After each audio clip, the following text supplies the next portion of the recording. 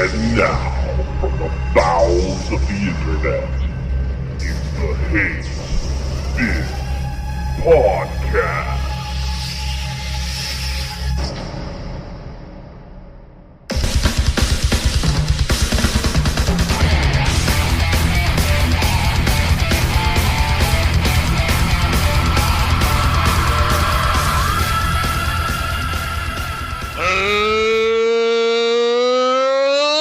Gentlemen, boys and girls, haters of all ages, welcome to the Hate Bit Podcast, Season 2, Episode 5. I am Yo Chaos. Joining me as always, the salacious Sainted Magnus.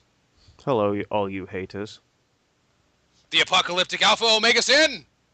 Did anybody else ever get that feeling when watching that cartoon Doug that Mr. Dink was honestly a really big-time pervert and possibly a pedophile? Because I did. Well, with a name like Mr. Dink, it's not surprising. I don't know, it just came out. And the very rugged RazörFist. Alright, let's piss on this home pregnancy test, shall we? You said that. Yeah. You said that weeks ago, mate.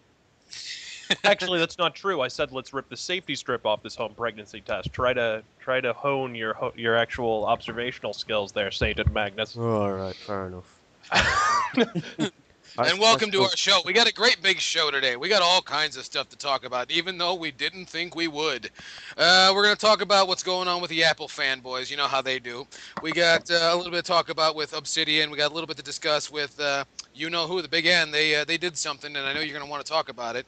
And Sainted Magnus is apparently going to defend his position on gay marriage, among other things. So there's a lot to talk about on the Hate Podcast. But first, we're going to do something a little bit different here. Do something a little bit different with our show. Usually we have a discussion topic and we talk about something very specifically for a, indeterminate duration.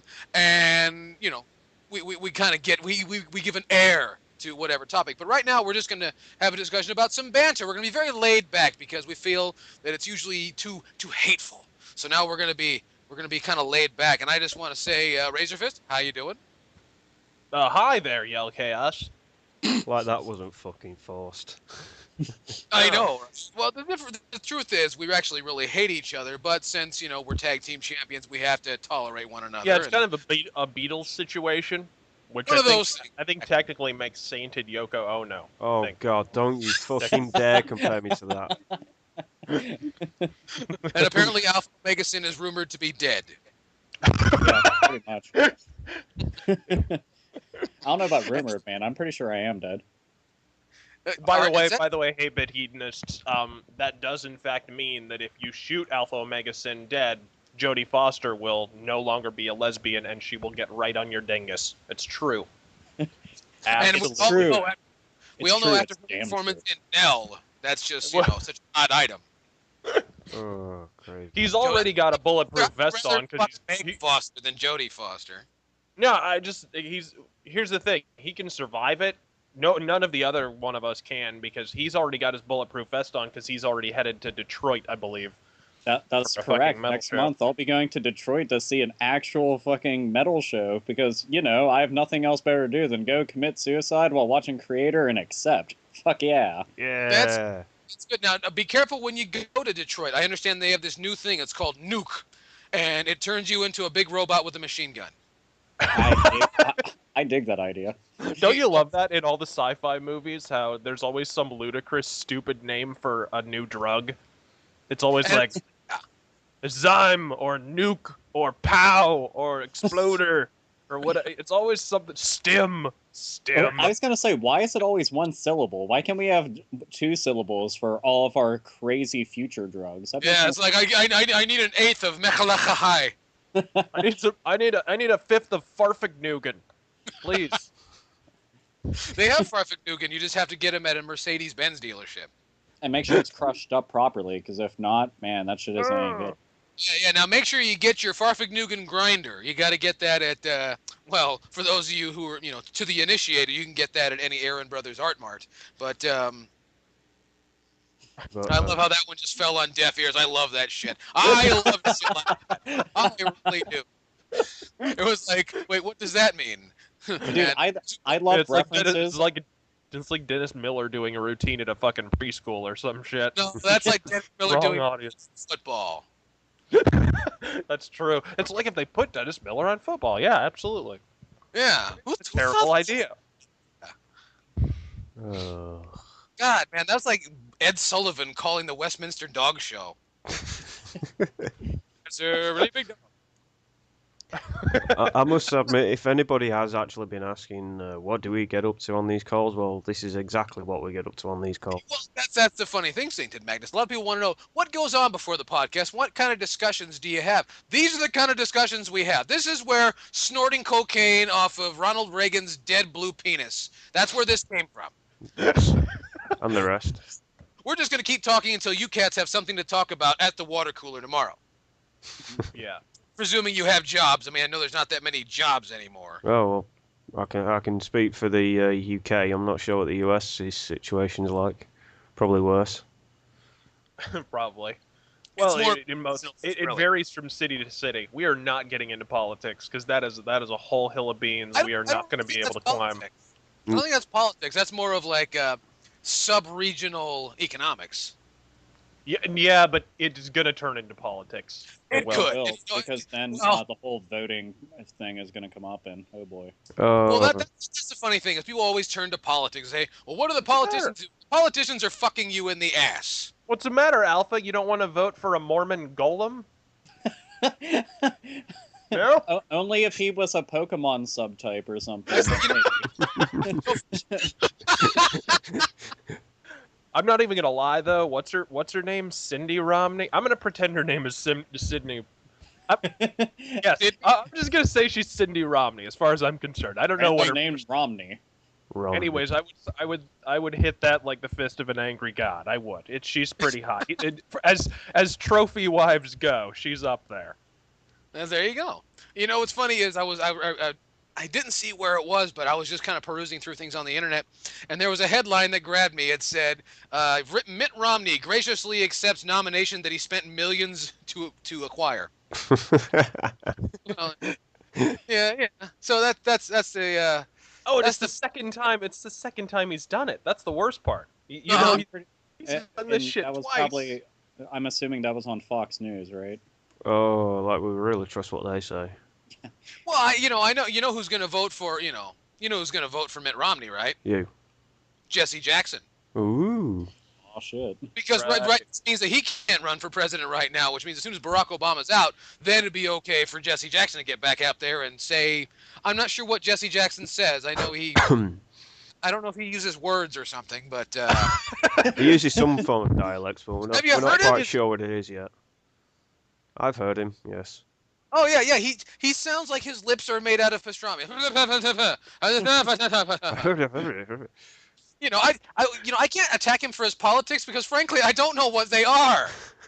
I just know that he likes to talk And he poorly. likes, and he likes to And fuck people women out of applaud. The only wedlock. reason they applaud is because he stopped, which doesn't say a lot about what he said, but mostly about who was saying it.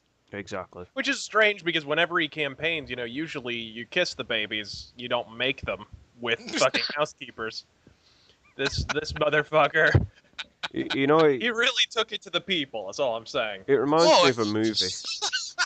That statement you just made there reminds me of a movie.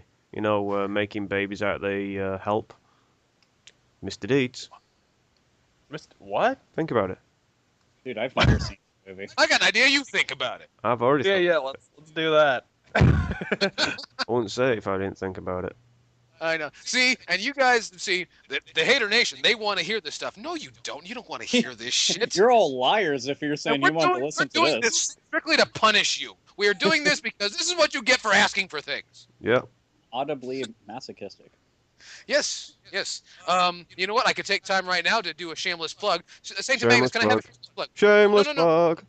Thank you. Yeah.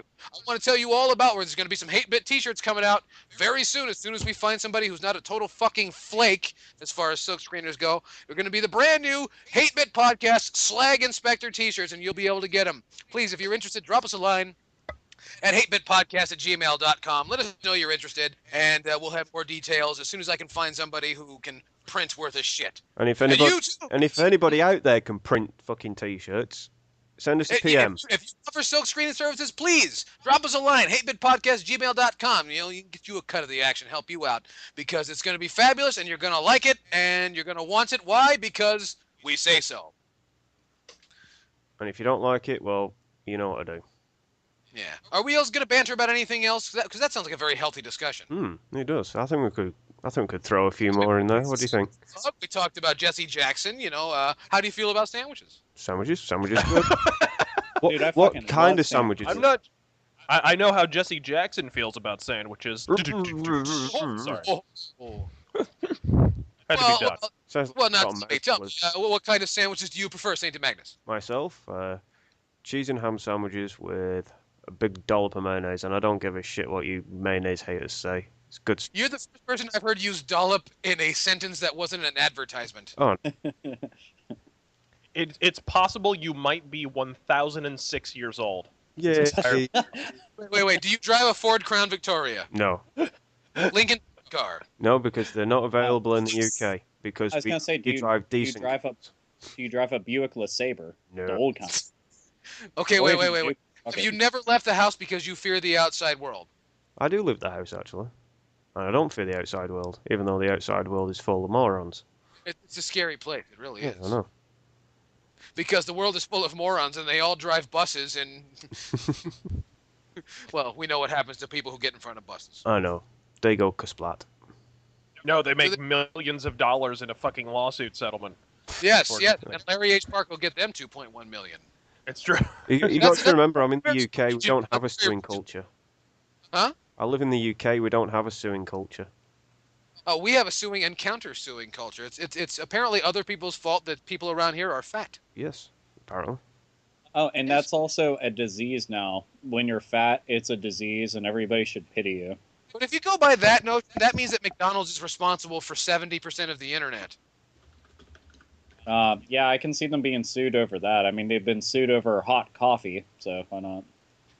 Oh, yeah. How dare you make the coffee hot?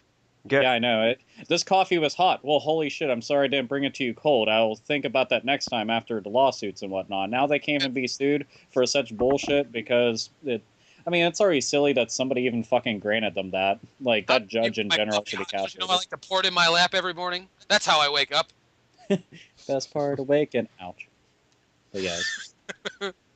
Well, if you want to have a laugh about something, our government was trying to introduce a hot food tax or a pasty tax. Basically, anything that's like a toasted sandwich from Subway or a pasty from a baker's or something, they were going to charge us tax on food.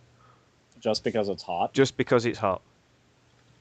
That's how stupid governments are getting now. I mean, the only tax I've ever seen is, like, they have a prepared food tax. That's about it. That's the only one I've seen. That I can understand because it's places like McDonald's. But yeah. We're talking about a bakery what do you get from bakeries? Hot food. What's the point on taxing us on it when it's food and we need to eat? Does that mean even if you're selling pickles outside on a hot day, there's a tax involved? Yes. Well, that's the whole point of this government. We're a bunch of idiots. Well, how dare you naysay the government? I hate our government. Uh-oh. You're only saying that because you're on an international podcast. If you were on a British podcast, you'd be shut down in no time. No, I'd still say the same thing. Really? Are you going to say the same thing on Afro Blues podcast? No, because I've not been invited on it. Not yet, you haven't. Not yet. But now that I've flipped you here on the Almighty Hate Bit podcast, you'll be on that podcast in no time flat. Why? Because you're British. So scale it back a little bit. Anyway, you can hear, what, Hate Bitters, you can hear RazörFist's apathy to this conversation. Can you feel it? Can you feel it? Can you feel it? Can you dig it? Sorry. Oh, wait, no, we gotta calm down because we might end up getting more comments about Yo Chaos being racist now. Oh. No, I think I've got the hate covered for this week. Well, I was gonna say, if Yo Chaos does any more Booker T quotes that he said on live television, then people might be upset with him for quoting something that somebody already said, which was funny and viewed by millions. It was the only time Booker T ever used words on national television. Any other time, it's just ah. Well, I was going to say, he does coin one term a little more frequently than he really should, and that's when he is in the announcer's booth constantly saying, "Oh my goodness! Oh my goodness!" Yeah, he does seem like to play the goodness. southern angle, doesn't he? And I was just like, wow, that just everything did not need "oh my goodness." I mean, like, Jim Ross did the by God thing. But, my God. Stone Cold, that's the biggest stunner I ever did say. Well, you know, it's It's the stunner! The stunner! Say what you will about Booker T, no matter what he has ever said has ever been annoying is when he played the King Booker angle.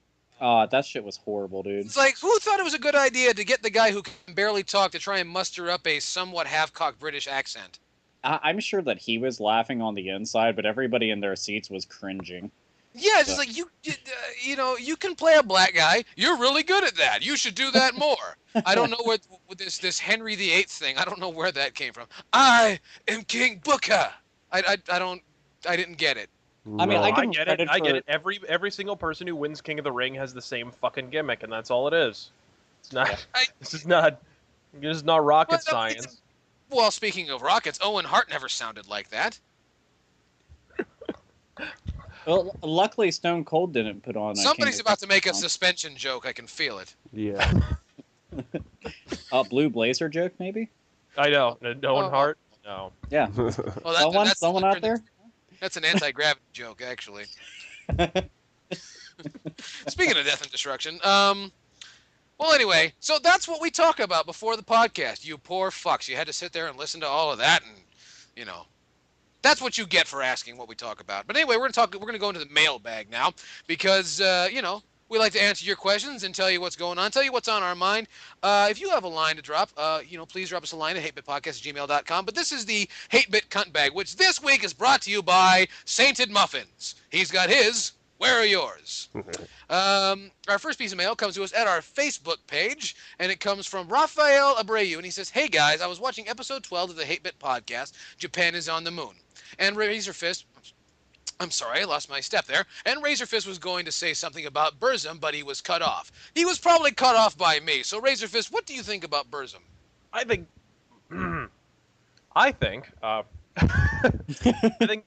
I think everything after Detsaw Mingame Var is shit.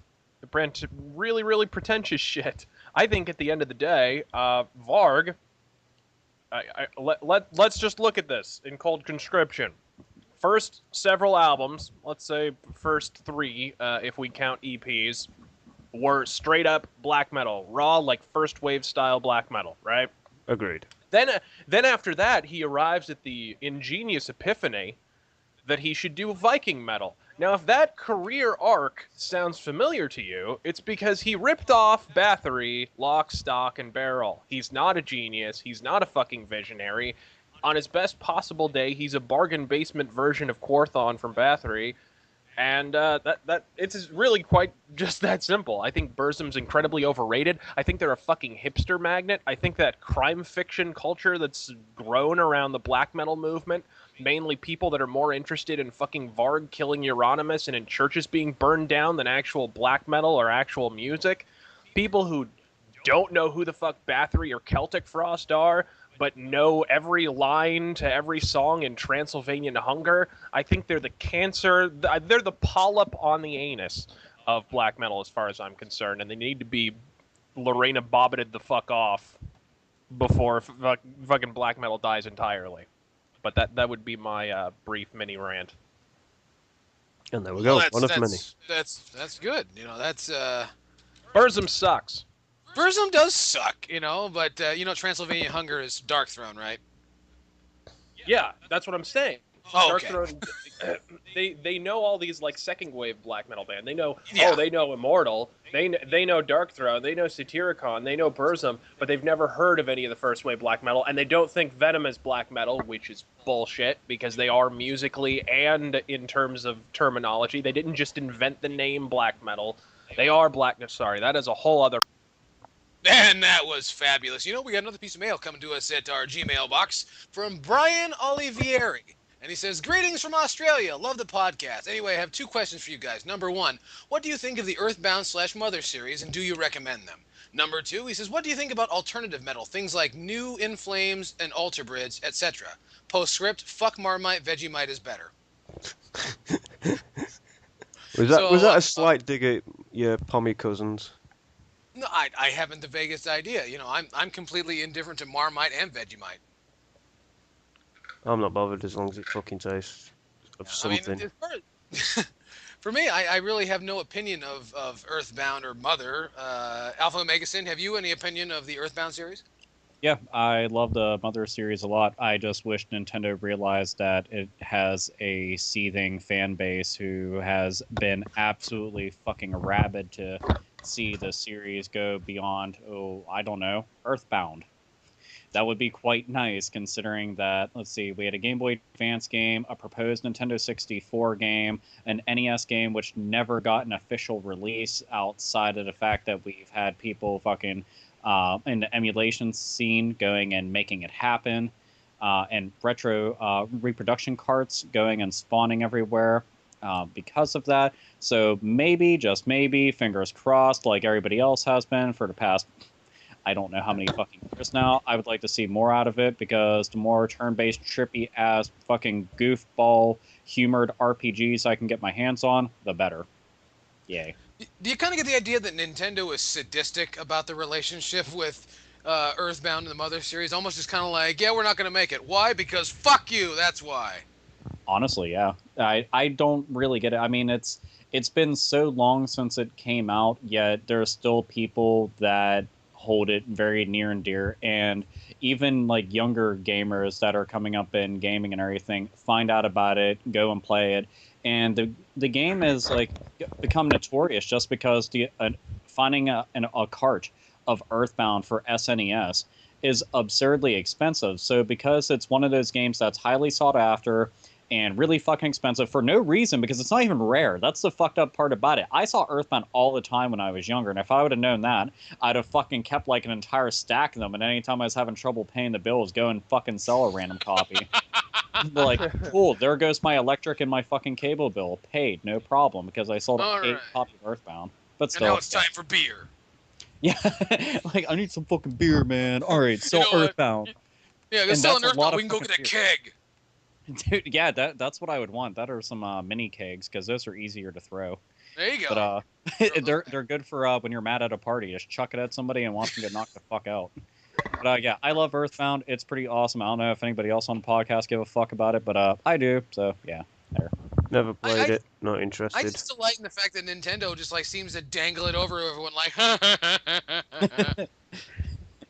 I've never been a big Earthbound fan. I played it back in the day when I was still in like elementary school, and I really enjoyed it. But it definitely is a case of I would be a total hypocrite to say I like Earthbound and yet hate Final Fantasy VII, because one of the things I hate about Final Fantasy VII is how they sell you on the story, but then they force you to wander around aimlessly if you want to beat bosses or you want to be able to defeat Emerald Weapon or whatever, and you have to just grind. Just do nothing but fight in battles constantly for hours and hours and hours, months on end. That was and Earthbound is, wow, it is that to a T. They really do force you to grind quite a bit, and that's not fun. It's definitely not. But to me, that's like an old RPG thing. Like when I think it's an old RPG thing. I mean, also I have to say, to Earthbound fans, if you like a game that's similar on the SNES rather, kind of an overlooked gem, Secret of Evermore is really awesome. It's kind of a similar concept. It's a SquareSoft RPG. It's actually made in America, not in Japan, but it's like, it's a modern day kind of an RPG, but one of the main themes is time travel. It's kind of a Back to the Future ripoff a little bit, but it's a lot of fun, and I would highly recommend it for people who are jonesing for a proper, American Earthbound sequel. See, I'm glad that you mentioned that, because a lot of people don't even know it exists, and what's fucked up is, like, it's got Squaresoft on the label. Yeah, so it's a brilliant game, and it just totally went overlooked. At least in North America, I don't know how it did in Japan, but over here it was completely overlooked upon release.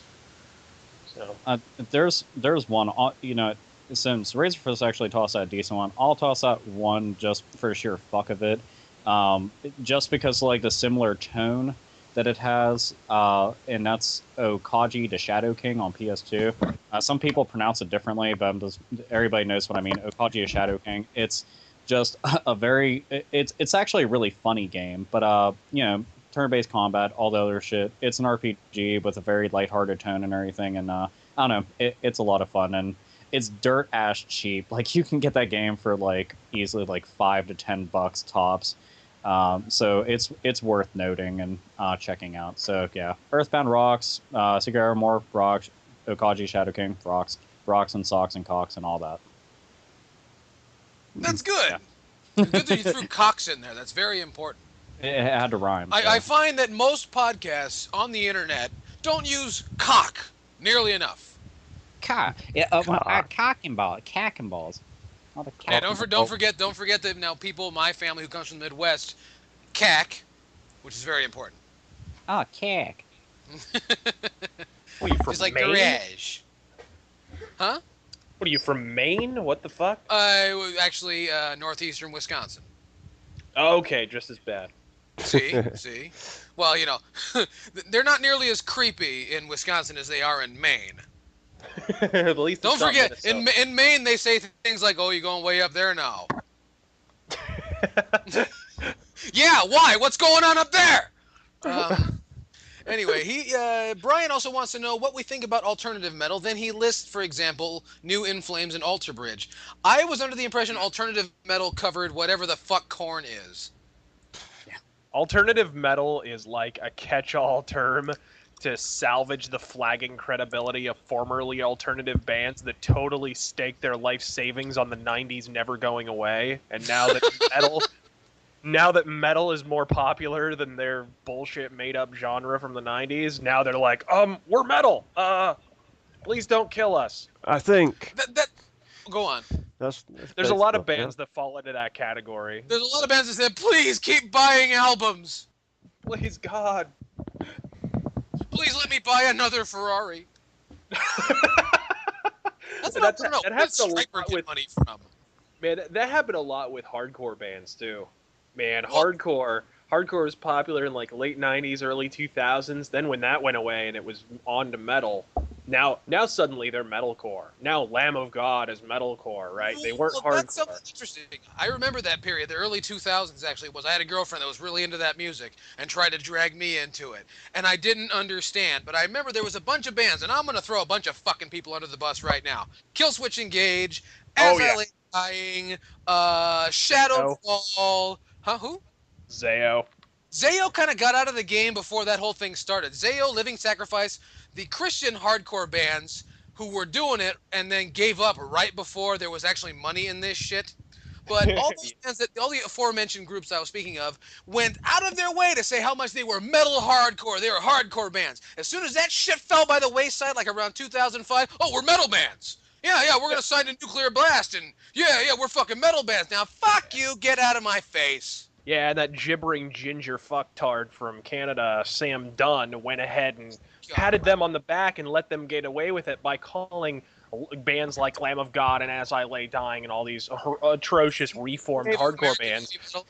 Yeah, he called them New Wave of American Metal. Right. Okay. Here, I'm going to say something that's very unpopular. Sam Dunn, from Canada, as we spoke about earlier, the director of A Headbanger's Journey, is a fucking wiener. All of his movies are shot from a very fanboy perspective of someone who clearly doesn't understand what in the fuck they're talking about. Dude, he lumped Accept in with power metal. Yeah. What? You see the way they put like Cream and all that shit as early heavy metals? Like, you are an idiot. Just because you want it to be, you can. And by that same token, hey, Debbie Gibson is pop metal. All I hear when this guy opens his mouth is the cacophonous buzzing of 1,000 dildos. That's all it is. See, now, early on in his career, you know what? This has turned into the fucking Sam Dunn hate hour, and which is also brought to you by Sainted Muffins, if I didn't, clear that up. Now, fuck it. I'm going to tear Sam Dunn apart right now because it needs to be done. I'm sick and tired of everyone getting credit and not being, chastised or, criticized simply because they're nice people. Fuck that shit. Sam Dunn came on the scene, what was Headbanger's Journey, like 2001? 2006 or 2007. I know, you know the fat kid with the sloping forehead that's in that movie with the playing the bass. I know that kid. Okay, he's a real nice kid. He is, but his band sucks, and that was nothing more than a vehicle to promote whatever the hell Sam Dunn was trying to promote. The point I'm trying to get to is Sam Dunn came off as somebody who was very, what's the word I'm looking for? Naive. Full of shit. Full of staggering quantities of shit. It's not so much it was full of shit, but more or less that he was venturing into something he clearly didn't understand, and by the end, filmed the whole movie and still not learned a goddamn thing. Oh yeah, and that's the end. The last scene in the fucking movie is. So the moral of the story is, I have no fucking clue what I'm talking about. Yeah, some production company paid me X amount of dollars to tell you nothing.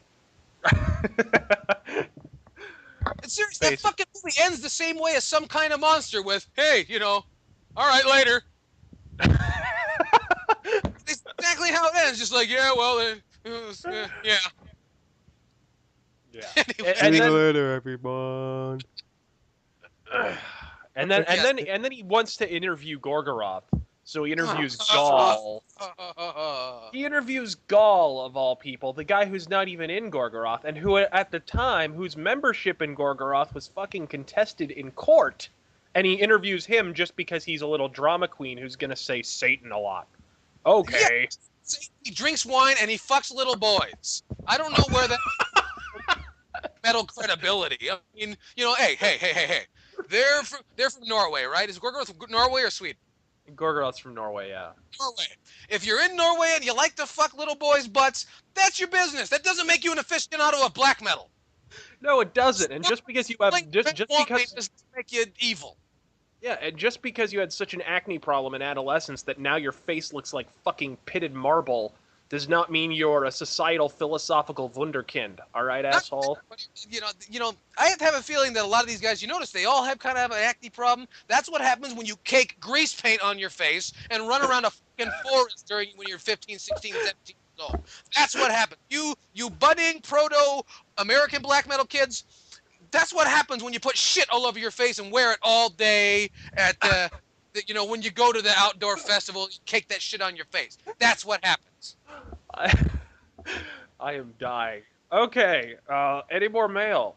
Well, I want to know, what the fuck is alternative metal? I think we've established it should be renamed Please Keep Buying Our Records Metal. Yeah, what's a record? I don't know. I'm still insulted at the fact that those two example bands were mentioned in the same breath as metal. But Which that's one? just me. Oh, yeah, That's Alter Bridge, and what the fuck was the other one? We could just call it Rusted Metal and be done with it. No. Okay, one, In Flames hasn't been metal in how many years? Never. No, I mean, very early on, they could be somewhat maybe considered, but now? No. In the Swedish death metal scenes, no, In Flames doesn't sound that different from old In Flames. It's crying over overdriven guitars. Yeah, here's the thing. I'm sorry, there's anything wrong with it. If that's what you're into, that's what you want to buy, do your Know own that thing. There's anything wrong with that. No, not at all. But just so you know, I think you're a faggot. Just. Now I'm gonna get in trouble for saying faggot. God damn it. Uh-oh. Gotta watch out. Homophobic and racist. My God, man, you're just not homophobic. You're checking off every fucking box as you go down, man. I know. I gotta figure out how to say something about Caribbean people, because that's. Here's the thing. You gotta say something about Asians, because they never fight back, for some reason. A black comedian can tell 45 minutes of Asian pee-pee jokes, and there will never be a single lawsuit, because these people have better things to do with their time. What about me leads you to believe I'm a black comedian? You're not? Oh? Oh man, no! If I were a black comedian, I'd be making a lot more money off you honkies. Well, I was gonna say you at least would be riveting insights like white people drive like this and black people drive like this. Yeah. Oh man, they're so different from one another. Allow me to go and give some prime examples, and the one example will be very loud. Don't they drive lying down? They do. They do. Well, actually, that's Mexican people. We're branching way off. I thought topic Mexicans had bouncy cars. Well, no, you know, Mexicans, they drive the bouncy cars with the little bitty steering wheels. Do you know why they have the little bitty steering wheels? Because they might hit their heads on them. No, it's because that's the only way you can drive with handcuffs on. Ah. See? I'm These learning fucking something about American culture here, folks. Oh, that's what this is. You're learning, and that's very important. And just so everybody knows, the main reason why Yale Chaos will say all the things that he is right now is because he's a really big fucking dude who would beat your ass. Those who saw me at the Classic Gaming Expo know exactly that. Yeah, and also he's part Mexican, so I think he's got Hey, one. shut up! No, I think he's got one handcuff on, right? Wait, is that a fashion statement? I'm assuming like it's just like, hey, gringo or something. I don't know. I'm not up to date on my slang and everything. I know. See, now they're gonna say I root for the Raiders and shit. Anyway, we have more mail here. If you guys want to talk about some mail. Wow, yeah, mail? yeah. Fuck, that's what we were supposed to be doing this whole time. We got more mail here. If you want to drop us a line, please drop us a line at the YouTube inbox. This next piece of mail comes to us from Altered Red, who says, "Hello, folks." I think he was starting to write a letter to his grandparents, but decided to mail it to us. Thank you very much, Altered Red. He says, "I've been listening to your podcast since episode 6, I believe, and it's one of the best things on YouTube." Well, thank you. Yay. For as long as we still have our account after that Mexican joke. Yeah. Oh, man. This may not even make it. This promotes bullying. My God. If you're hearing this right now, that means that YouTube is not caught on, and the counter probably says 301 views, even though there's 1,500 comments, So if you're catching this, you're catching it right before it gets pulled. So congratulations! And drop us a line. Maybe we'll send you a Slag Inspector t-shirt. Anyway, he says... You're going to get them excited. You're going to get them excited. They're not going to hear this because it's getting pulled off of YouTube. You know that. Oh, anyway. man. And we're the bane of the internet. We are, and it's good. It's good because pretty soon the internet's going to get real liberal, and we can just show a picture of our dicks, and everyone will go, It's all right. We've always got Daily Motion.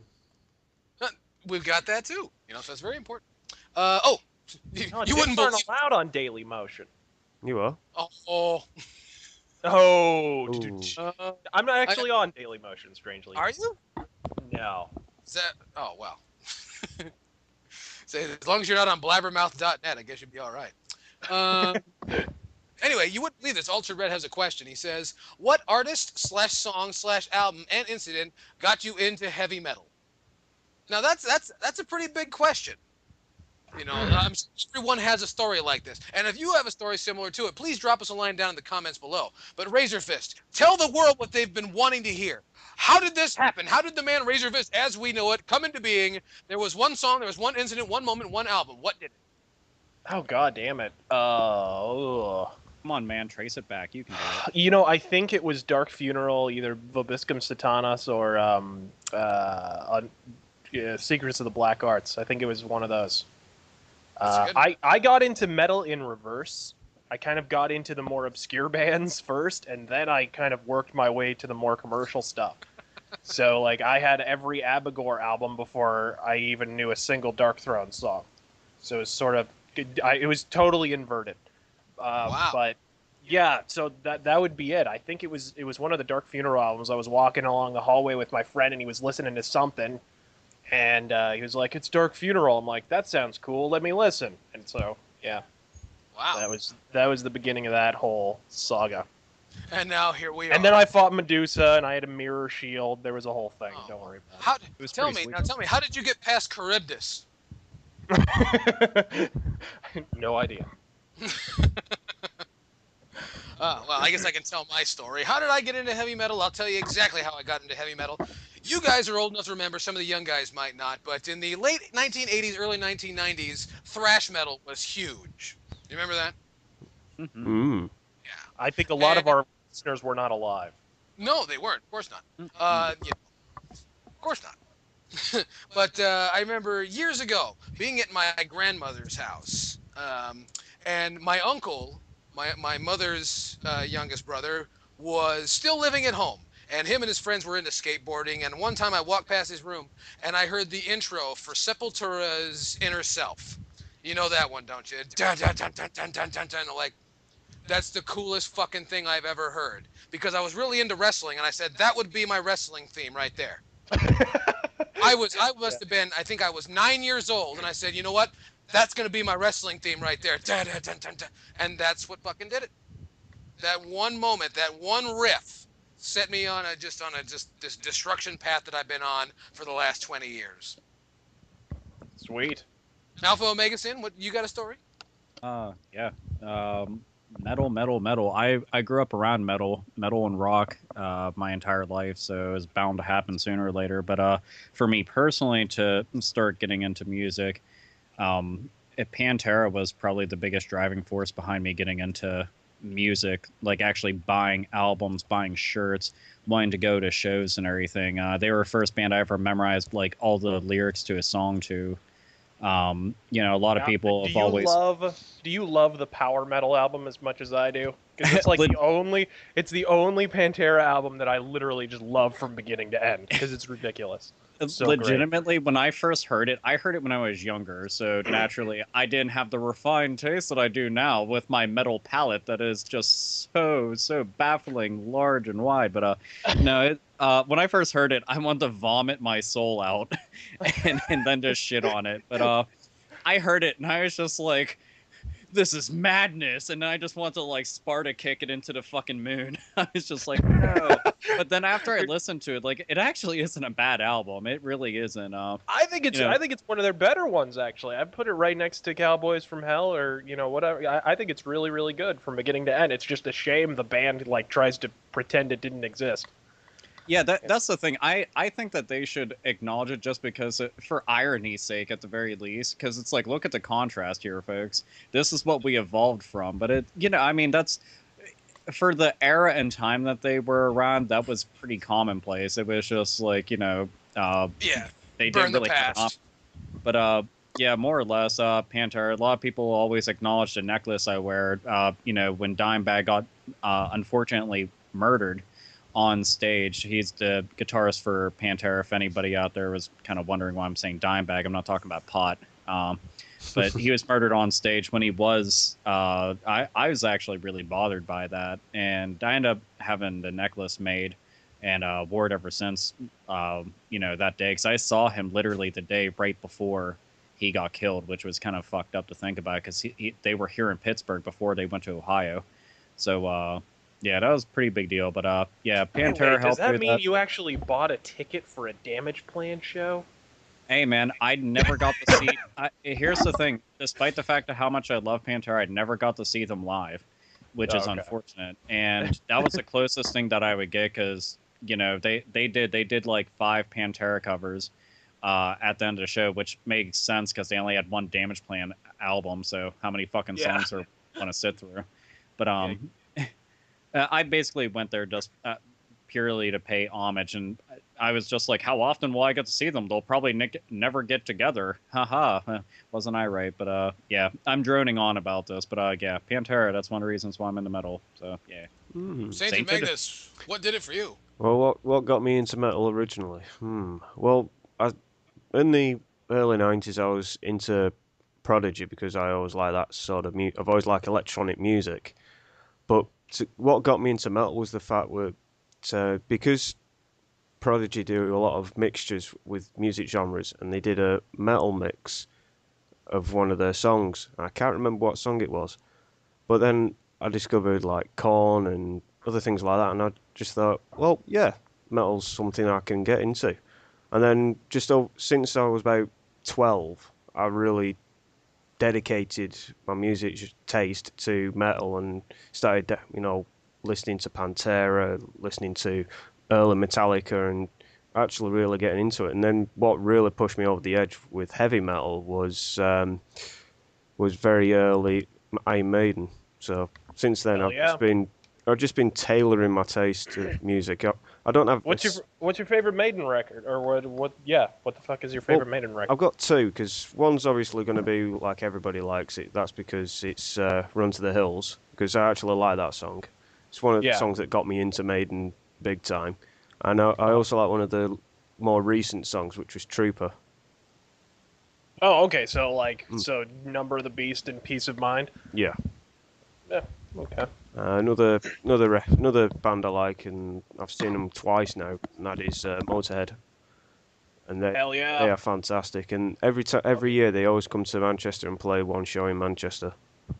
Yep. Well, then you would know. Never stopped being awesome. They actually recorded. I think they recorded. It was either in London or Manchester, where they recorded the video for. They covered "God Save the Queen" by the Sex Pistols. Mm-hmm. Mm-hmm. And they're on the back of like this flatbed truck, and they were literally just playing the song while driving through the streets of I think either Manchester or London. Like I said, I'm not sure which. Most likely be London, because London's always like that. Plus, it'll be more relevant to be in London than up in Manchester, because it's where the Queen lives, obviously. Plus, that's where the Sex Pistols came from, and that I also have a few punk bands in there as well. I'm talking 70s and 80s with punk, not what they consider punk nowadays, which just isn't. Yeah, absolutely. Well, here's the thing. I mean, you grew up around where a lot of very, very influential music came from punk to metal. So for you growing up, because a lot of us, we can only relate to it so much, but I mean, was it really fucking awesome to be around a lot of that shit whenever you were little, and then becoming a teenager and all that shit? Well, when I was a teenager, there was, because Manchester's a music town, there's we've got a rock band called Oasis around here, which is probably one of our biggest exports, in terms of music from Manchester. But I wouldn't openly admit that if I were you. No, I'm just saying, Manchester's known for its music. Thanks for destroying the moment, you twat. No, but Manchester's known for a lot of really good bands, and Oasis isn't a bad band. I'll say that because I'm from here, so.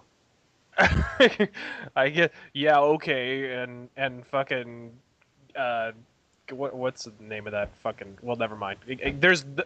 Jimmy Eats World is from here, but that doesn't mean Yeah, but they're not a great band. They had one song on a film that everybody loved, and ever since then they've just tried making records, and they don't really do much. That's what I think, anyway. Well, yeah, but don't forget RazörFist. Phoenix also has Sacred Reich and Flotsam and Jetsam. Oh, and Atrophy. Man, we had the triumvirate of badass thrash metal in the 80s. We were no fucking joke. Oh, yeah, you guys had the baddest bands that were awesome all the way until they got signed. Exactly. Exactly. Serious shit, man. All three of the bands you just named were fantastic all the way until they got signed to a label, and then, well, you know how they say, you put a gun in your mouth, and, well, things just kind of happen. Anyway. It's depressing. I can't think of too many metal bands that came out of Pittsburgh that made it. Let me see if I can't. Oh shit! I'm sorry. I can't think. I know. Well, you had that movie with Tom Cruise. So there's that. The Dark Knight Rises was filmed here, but I'm just talking about metal. It's sad. You guys are Steel City. We do have Acheron. That's about the only thing that comes to mind. You guys have Acheron, don't you? Acheron, yeah. Wait, the death metal band? Yeah. Oh, okay. Rites of the Black Mass. I have a couple of their albums. I was gonna say, here's a funny little plug, and if anybody actually recognized the band Acheron, Vince, the lead singer of it, I've known him since I was a little kid because my brother was in the very first album with them on Rites of Black Mass. He's the drummer, so yeah, yay. Jim Strauss, he's pretty cool stuff. Like I said, I grew up around metal. That was the kind of stuff I got to grow up around, so it was kind of cool. Yeah, you're lucky. Well, I kind of grew up around metal. I did. I probably should have mentioned this, actually. My first metal show was when I was like 2 or 3 years old. My cousin, who was living with us at the time, he had just come from Pennsylvania. He needed somewhere to stay, so he stayed with my parents, right? And my sister's just a baby, and I was, old enough to go somewhere. So he took me on his shoulders to an Alice Cooper concert for the Raise Your Fist and Yell tour in either 87 or 88. So, and Megadeth opened.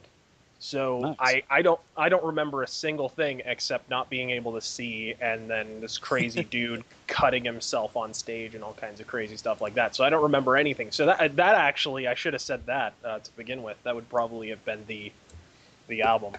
But anyways. And one thing for all of our listeners, it's actually, I don't know how many of you know, but both RazörFist and Yell Chaos are both like musically inclined. So their opinions like are definitely valuable whenever it comes to it, because they understand it both from, you know, from playing it to writing and reading it to, you know, actually listening to it and being like, this sucks, or hey, this is pretty fucking cool, head bangs. So yes. Shameless plug for both of these fine gentlemen. So yeah. Wait. Now, will you saying that excuse me from all the previous racial slurs? I'm trying to give you motherfucking brownie points, trying to get these fucking watch the out, metalheads to like. watch out saying brownie around this guy is what I'm saying. See. See, the question is whether or not this will hold up in court. All right, that's what I'm trying to get at. You have to sweep the Continue, Yell Chaos. Yes. Lots of really great guys go to the electric chair, just so you know. Anyway, that's going to do it for our very special Sainted Muffins edition cunt bag for this episode of the 8-Bit Podcast. Now we got to go on and, you know, do our show. So we got to... show? We have a show. You wouldn't fucking believe it by listening. I mean, from what you can tell, this is... Never mind. That's right. I'm just going to leave it right there. I don't care. Leave it there. Our first piece... Yeah, I will. Our first piece of news... Oh, guys, big news! Apparently, the iPhone 5 has been revealed. And it's also illegal to have rounded edges, I understand. for more on the topic, we go to our good friend, Mr. Alpha Omegason. Howdy, folks. So iPhone 5, it dropped. It's a big deal in the tech world because it's an iPhone, and it sold out in an hour, I believe. Yeah. It sold out everywhere within 1 hour. And, you know, that's really cool. It's nice to see that people are going out and grabbing up the newest shit that's out there. What recession? But what isn't nice though is whenever certain companies, I won't name who, but they sound a lot like Mansung or Samsung or something like that. What? But yeah, whenever they get sued for having, I had no clue where I was going with that. I was just like, I'll just make random sounds and hope for the best. That's what I do in all my videos too. So if you're wondering what I do, I just make sounds and I hope that people enjoy it. But They're mostly fixated on your hat. Yeah, I think so. Or the background when they're looking at the Catherine box and there's a whole bunch of fucking otaku people jacking off to it. But anyway, so yeah, the iPhone went and dropped, a really big deal because it's got beefier specs. You know, it's basically a new iPhone, better specs, and your old iPhone isn't worth diddly fucking shit now because nobody wants it because it's old news and old hat. But yeah, so, you know, and it's a big deal not only in the tech verse, but in the gaming universe, because a lot of people use it as a gaming device for, you know, on the go, just, I want to fidget about with a random gaming app for like 5 minutes, Angry Birds, yay, and shit like that. So, but yeah, there's also the big debacle over Apple suing Samsung for rounded edges and having a similar UI, and then the funny retort of Samsung paying the entire $1 billion in nickels. Yeah, that's right, Jim Sterling. Look the fuck out. Having rounded edges is illegal now. Yeah. Rounded edges, and that could be from any random corner of him, both north, south, east, and west. So if they ever crack down on baldness or lying, oh boy. He's up shit creek, and no paddles, nothing, and just water wings. And even those are deflated. So, but yeah, in general, it's exciting for people who are into it. I've never owned an iPhone because I'm too fucking poor. I don't have $500 to get a phone. Also, I have Virgin Mobile, so yeah, affording one on there will be like $8,000, I think, and possibly a random body part. So yeah, fuck all that noise. But anyway, some of the pricing from us is not too bad, but they've not announced it as as if it's going to be a pay-as-you-go sort of tariff, or if it's what you have to pay to get it initially on contract. So. Well, here's the thing. So, despite all the Apple talk and everything, whether you're a fan or not, are any of you excited over the new iPhone? Are you getting it? Do you not give two fucks or whatever? I have an iPhone. I don't really use it. I haven't had my service transferred over to it, but it's okay. I like it. Honest to God, I use it more as a camera than anything else. That's good camera. Very good camera. It is a very good camera. I like the apps on it, but it's, my regular cell phone, the one I have service on now, it's just a regular like flip phone, Samsung one, ironically, with rounded edges. Oh shit! Watch out! They might sue. They might sue you for saying rounded edges. So It works fine though. That's what I'm saying. Like as phones go, I don't know, but this is only important, I think, in gaming because iPhones are kind of taking over the handheld market at least for budget titles right now. And I think right now that's just sort of the shovelware sort of nexus right now. Oh yeah. But so I think it's kind of a Nintendo Wii situation. I think it'll probably die out in the future, but it is important for gamers to at least know about this shit because this is kind of the more money this makes, the more the big console manufacturers, the more the big handheld manufacturers are going to take a long, hard look at iPhone and say, hey, we should probably be doing that. And certainly you can see with the Vita, you can see with some of the handheld devices that are on the horizon that they're looking really long and hard at the iPhone. And you can see that. Dude, look at Sony had brought out the Xperia. Have you seen that? Oh, the Xperia Play. Yeah, here's the thing. For years, ever since the first PSP launched, it was rumored that there was going to be a PSP phone. And I couldn't ever understand why they didn't just go ahead with that because it would make a lot of money. If I could play all of my PSP games in some kind of way on a phone, I would be happy, especially if it had like a fully functioning D-pad and actual buttons, not the touchpad bullshit, because let's be realistic, whenever we're trying to play a lot of games with the touch controls, that shit ain't working too hot. That's why they've made so many accessories for the iPhone to be able to go and counteract the fact that there's nothing there, no tactile grip or anything. It's just sliding around on a smooth surface. But I'm surprised like Nintendo or Sony really hasn't just said fuck it. We're going to make our next handheld a fully functioning phone. In addition, it's a fully functioning handheld console. So, I wonder. Yeah, and plus it's got a larger screen apparently. It's actually got a better. It's taller. It's a lot taller. They've already got a lot of the tech that phones have on them. Isn't the Vita like 4G? Wasn't that the big thing with the Vita? It had 4G whatever connected all the time. Yeah. For the internet, and that's why online gaming is so fantastic supposedly on the Vita. That's like, right? Am I insane? Yes, you are. Okay, clearly. They don't have games for the Vita. You should know this by now. That's why it's Gravity Rush. Well, that's implied in any discussion about the Vita. But I would like to see them actually really go ahead with this. And the more successful that the iPhone is, especially within the gaming realm, you're eventually going to end up seeing an Apple like dedicated console. Sooner or later, it has to happen because I know that they've thought whatever's successful, someone else is going to copy. Look at the Wii and the motion controls, and now the Kinect and the Move, and I mean it just always happens. So. But not only that, you can jailbreak the thing and put emulators on it.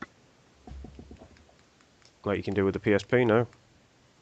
The PSP's been able to do it. The Vita just got the ability to do that. I don't know exactly how all that works because I still lack a Vita within my random library of shit that I can play games on, but still. I smell an unboxing video. Oh yeah. I say, Alpha Megasin, you're lacking a PlayStation Vita. Well, guess what? The PlayStation Vita is lacking pretty much everything. Yeah. That's sadly. It connects to the internet, and doesn't do that very well neither. That's what I understand. Yeah. I can tell you firsthand. You don't use it for an internet device whatsoever. You use it just to sit there and browse Facebook because that's all it does. That's all it does well at the moment. And even that's half-assed. What about YouTube? Does that run well on it? Well, it kind of doesn't make sense to have YouTube on that device, to be fair. Because if you've got the Wi-Fi version, 9 times out of 10, you're going to be sat by a computer anyway. That's true. So, and it's the same with the 3DS version of it. You know, it's not really relevant unless you want to listen to us bastards in 3D. Hey, come on. Which Yeah, is always handy. Yeah, which is always 3D. There we 3D. There we go. But yeah, so the iPhone, bigger screen, beefier specs and everything like that, much larger price tag, unfortunately, but just in time for the holidays, and that's assuming that you can get a hold of one because it's sold out in a motherfucking hour. So be sure to go and check eBay for overly inflated prices of the iPhone 5, because that's what's going to be going down. Okay, I'm going to make a prediction right now. This holiday season, at least one person will be shot or trampled to death in the pursuit of an iPhone 5.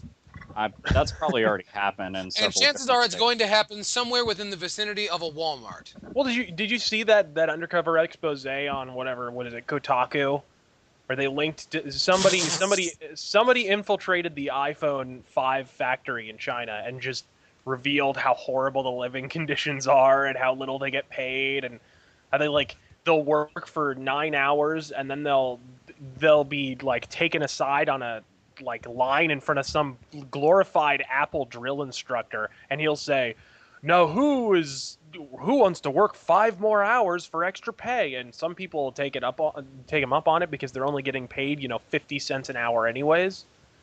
So yeah, anyways, that was I thought that was interesting. That was earlier this week or last week or something like that. I just remembered that.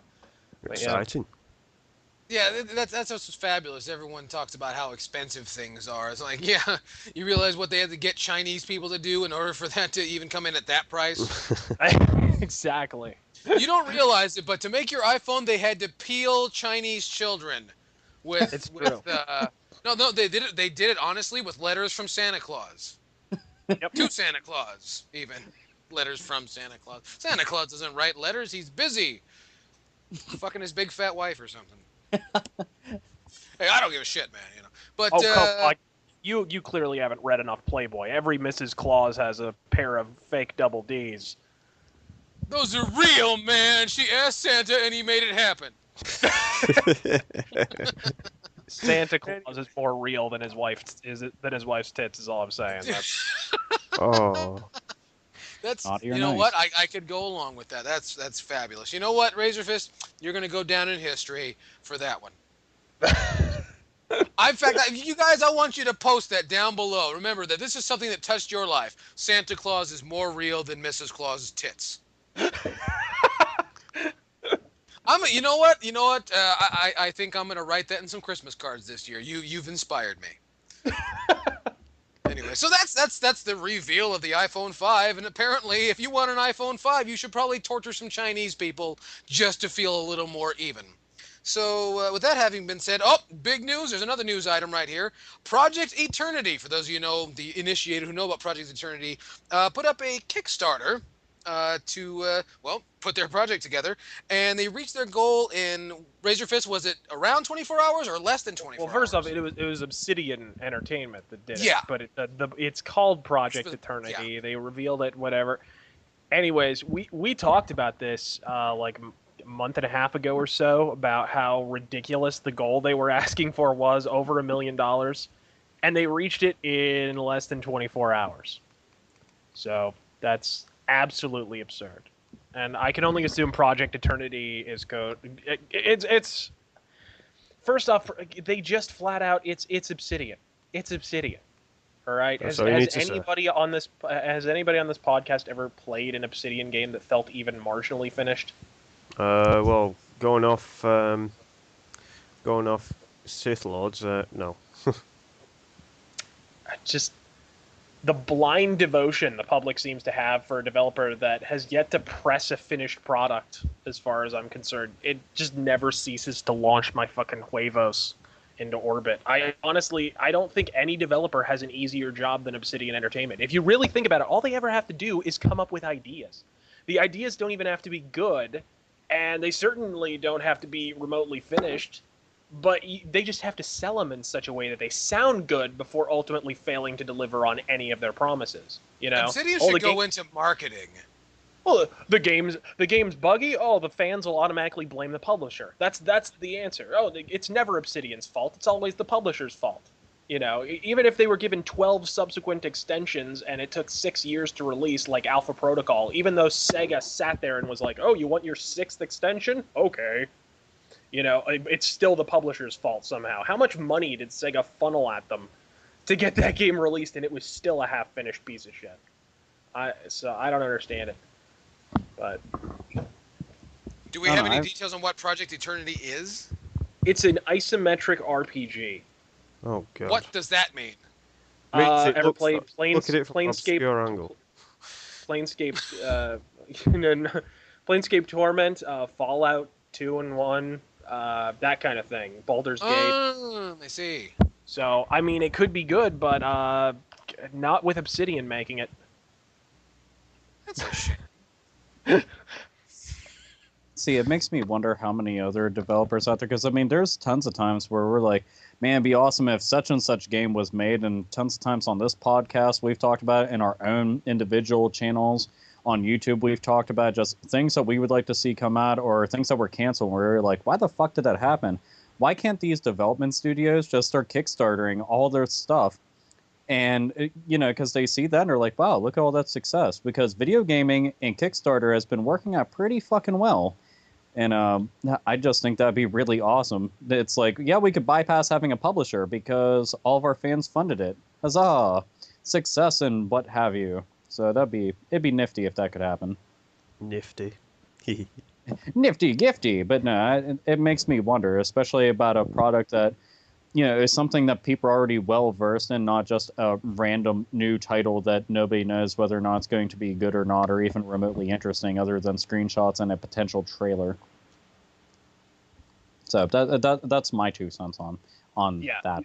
So, I just think fans are getting carried away. I think they're so disappointed by BioWare, which is understandable because BioWare used to be great. They used to be Obsidian, except they finished their games, and I think they're just so disappointed with BioWare, they're looking for any other boat to jump onto, and they're jumping onto Obsidian, and I think that's a massive mistake, because Obsidian, I've been far more disappointed over the years by Obsidian products than by BioWare. And BioWare's problems have only been relatively recent. Obsidian's been shit for years. I mean, just for a long time. So, continuing on. Continuing on. Yeah. Continuing on. Did I mention Obsidian's a bunch of fucks? No. You may have. Okay, well, I just wanted to air that. They're a bunch of fucks. Oh. We've aired it now. That's I know, that's and we were insightful. I think yeah, you know what this podcast needs? This podcast needs a fuck counter. Yes, it does. Like episodes of Deadwood. They actually have those. Fans have edited together just all the fucks from episodes of Deadwood, and it's still like 10 minutes long. Wow, I didn't think they had words like that back in the Old West. When I saw those old Gary Cooper movies, he never even said dang. Dang, nabbit. Anyway, here's something. There's something that RazörFist brought to my attention. Xbox, the Xbox division of Microsoft. I don't know what happened there. For their Joey Buttafuoco. For their Kinect line, have filed a patent for what they call Fahrenheit 451. No, I'm sorry, immersive display technology. RazörFist, am I understanding this right? You're going to have a room game, or that's what this? It's going to be virtual reality integrated with something, either Kinect or Kinect, like the equivalent offshoot Kinect technology, that will map you out in 3 dimensions in your own room, and your room will be comprised entirely of either basically displays, televisions. You will have television walls like Fahrenheit goddamn 451. If anyone's actually read that book, it's really sad more people have seen the shitty Michael Moore film than read the actual book, but that's just the sign of the times. But it is basically like, it is that. Your fucking television is going to be a virtual reality chamber. It's a holodeck, folks. It's a holodeck. For those of you that really want you to have a Star Trek holodeck, well, there you go. For those of you who've seen Back to the Future 2, it's a scene screen. I have not actually seen that. It's the only one of the films I actually haven't seen, believe it or not. Well, it's actually the worst of the 3, but it's necessary. But watch it anyway because of hoverboards. If there's no other reason to watch Back to the Future Part 2, hoverboards. Hoverboards. I'm pretty sure that's the only reason I think about it. Yeah, a hoverboard. Watched it because of hoverboards. See, I want to know if we're going to have an entire room like that. When, like, how exactly is this going to start fucking up people's lives even more so than video gaming has to begin with? Because there's people who do tons of drugs to begin with, especially hallucinogenic drugs, then sticking them into an area that just is that immersive. Oh man, I can imagine the suicide rate is going to be really fucking out of control, and lawsuits are just going to be staggering. Like, absolutely. That's going to be Yeah, cool. I know, but it could be great. It could be great. Somebody could, people would look around the rooms like, why is my sofa in Hyrule?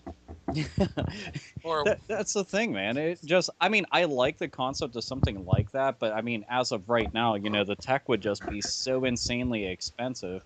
My question is, what the fuck happened to people's imaginations? After the 8-bit era, it just kind of went away. Because do you really need this? Can't you just fantasize for a minute? I mean, and this is going to be aimed at gamers who are typically in high school. And I remember when I was in high school, I can imagine myself doing all kinds of things with all kinds of people I can't even repeat on this podcast. Well, here's the thing. That's what old people were saying about us when we were little playing video games. Like, when I was their age, I was actually out doing blah blah blah blah blah blah blah blah.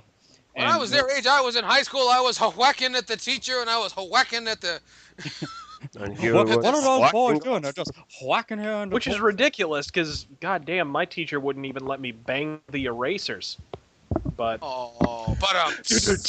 sorry, had to be done. No, that was good. That was good. I thought you were going to come in with a whacking. Well, see, I just think that I once went to a whacking. Saw King Diamond there. There you go. But I was with an H. This scares me. Is this really where they think the most logical step is forward? I mean, it seems like this is a whole bunch of clutching at straws. I don't know. I can imagine that it would be cool under the right circumstances, but it just seems it seems too unnecessary. Like, it's too much. Like, everybody's been very happy with a controller in their hand, and slowly they've been trying to get more tech out there. Like, let's try something very different, or just different enough. We've seen the Kinect where it's like, okay, you don't need a controller at all.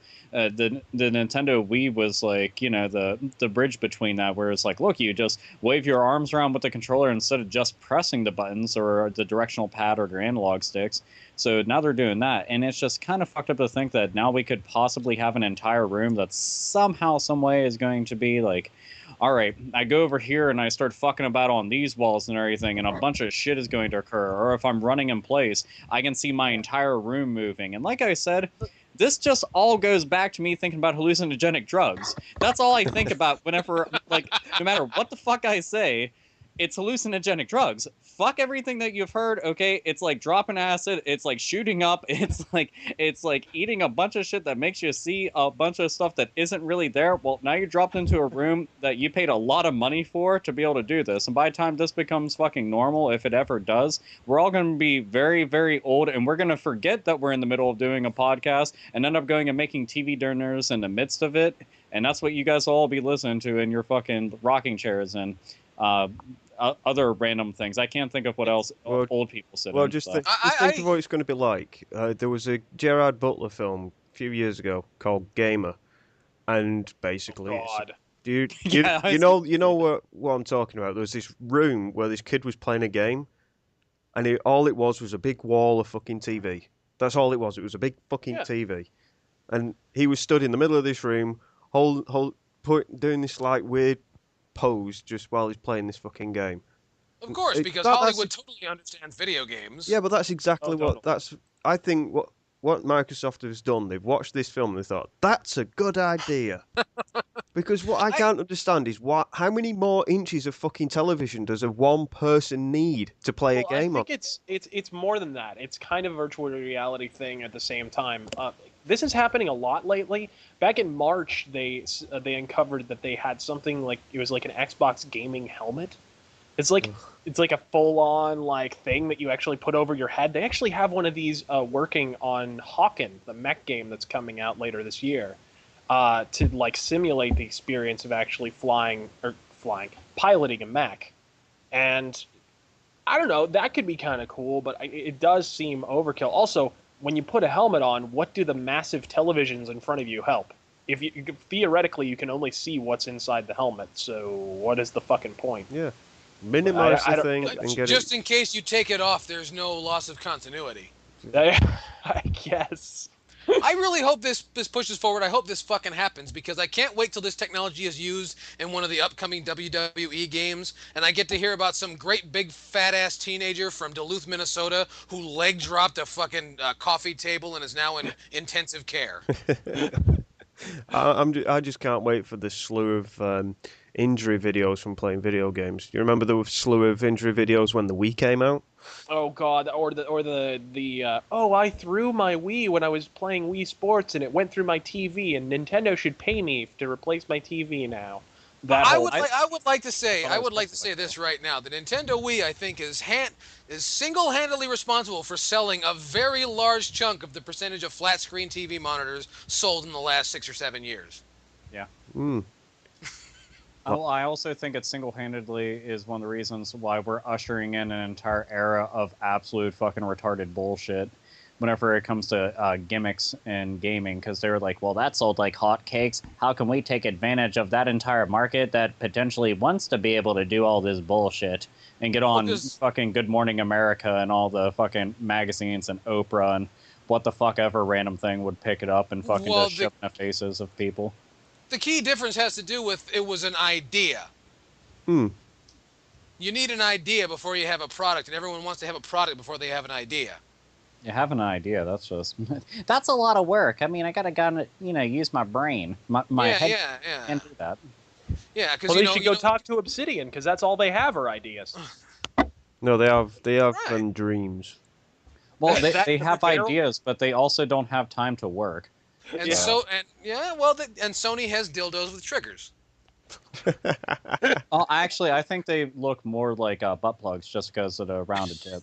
So. How much experience do you have with butt plugs? They look like shower. I've worked in some fucked up stores, man. Good for you. They look like candles you'd find on a shower. Is that what you're trying to say? No, they look like shower massagers with the little bulb on the end. I mean, come on. Yeah, I was gonna say like it's not really massaging anything in the shower other than that fucking sexual frustration. Oh, it's massaging. It's just not handling cramps in the traditional manner. Sex cramps. Oh. Yeah, so Microsoft making more dumb decisions. I don't know. It's a dumb decision. I think it's an interesting idea, and like I said, I'm waiting for the first leg drop. No offense to fat-ass teenagers from Duluth, Minnesota, by the way. Oh, and you know what? Besides that leg drop thing, and you already know for a fact that's going to be the very first time somebody purposefully goes into nothing but the Divas matches and just does nothing but wrestle in those. Man, this is great. I love this, even though it's just a wall and I'm technically just humping part of a clock. Jeremy, why are your pants off? And why do you have the shower massager with you? That's just weird. Oh no. Yeah. What about all those? What about like somebody playing Skullgirls or one of those pervy anime games? That'd be terrifying. Hentai dating sim. How did your brain go there first and not to Dead or Alive? Yeah. Come on now, we got jiggle physics versus like the anime shit. So all right, so we could have jiggle physics where they go and implement random things from their house to be able to get like the real deal effect. I'm assuming I don't know, pillows. That's all I can think of off the top of my head. I'm not being creative at the moment, but yeah, you get the idea. Well, I also think this technology, now that I'm really thinking about it, giving it, serious thought, this technology would eliminate the possibility of forced perspective. Because you notice how a lot of games, you're kind of roped in by how big your character is, and that's what makes other things seem more daunting, against bigger. If you're 6 feet 9 inches tall in a standard room, everything's going to be small compared to you. Unless it scales the room to you. Well, you can't make a room bigger by way of cameras. Well, you never know. Unless the walls are on roll. Well, if David Copperfield can make the Statue of Liberty disappear, I guess anything's possible. That was all mirrors. Every last bit of it. Anyway. Here, let me add just one more thing to that. PlayStation Home. Take PlayStation Home plus this, and you have the worst fucking experience ever with pedophilia. I assure you 100%. You want to go on there and think you're having a good time? My avatar, fuck the avatar. I'm just walking around pantsless today. I have on my fucking Charlie Brown shirt. I have on some fucking weird brown slippers and a smile. Oh, my never-ending fucking mile-long smile. And speaking of mile-long, I only have a gander at the fucking nether regions up my bits. And I mean that both figuratively and literally. I know that. That would be great. They're just. Oh, it can't make any sense. Just walking around with no pants on and a slice of cold cheese pizza. How you doing? Yeah. No, I can already see the rhythm game possibilities. Dude, I'm telling you, pants off, dance off. Come on. You know what? And I think this will be several generations ahead, so we can go and they'll be like, "Yeah, we're bringing back the term waggle in a whole new way. It'll be great." Waggle your Wiimote. Waggle your Wiimote. Watch me, I can do the windmill now. Oh, God. This podcast is going to hell. Dude, this is a highbrow podcast right here, boy. Absolutely. What's next, Chaos? And what's next is we gotta take a break here. We're gonna go into halftime because everybody right now is picturing someone they know, pants off, dance off, doing the windmill. Woo! So we have to recover from that. We have to take a moment. But here are the halftime mailbag. We call it the ball bag, and it's brought to you by RazörFist brand eyeliner because he's worth it and you're not. And I'm still kind of reeling from. God damn you, Alpha Omega Sid. Please talk amongst yourselves. Take a deep breath. Yeah, take a deep breath. And take a deep water. breath. Calm down. Woohoo! Anyway, right. What's next? I hope my console comes with cold cheese pizza.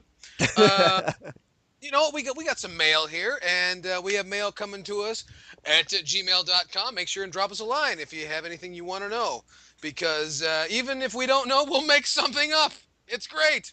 Our first piece of mail this half comes to us from Steven Schneider, and Steven says, "Hello, gentlemen." Hello.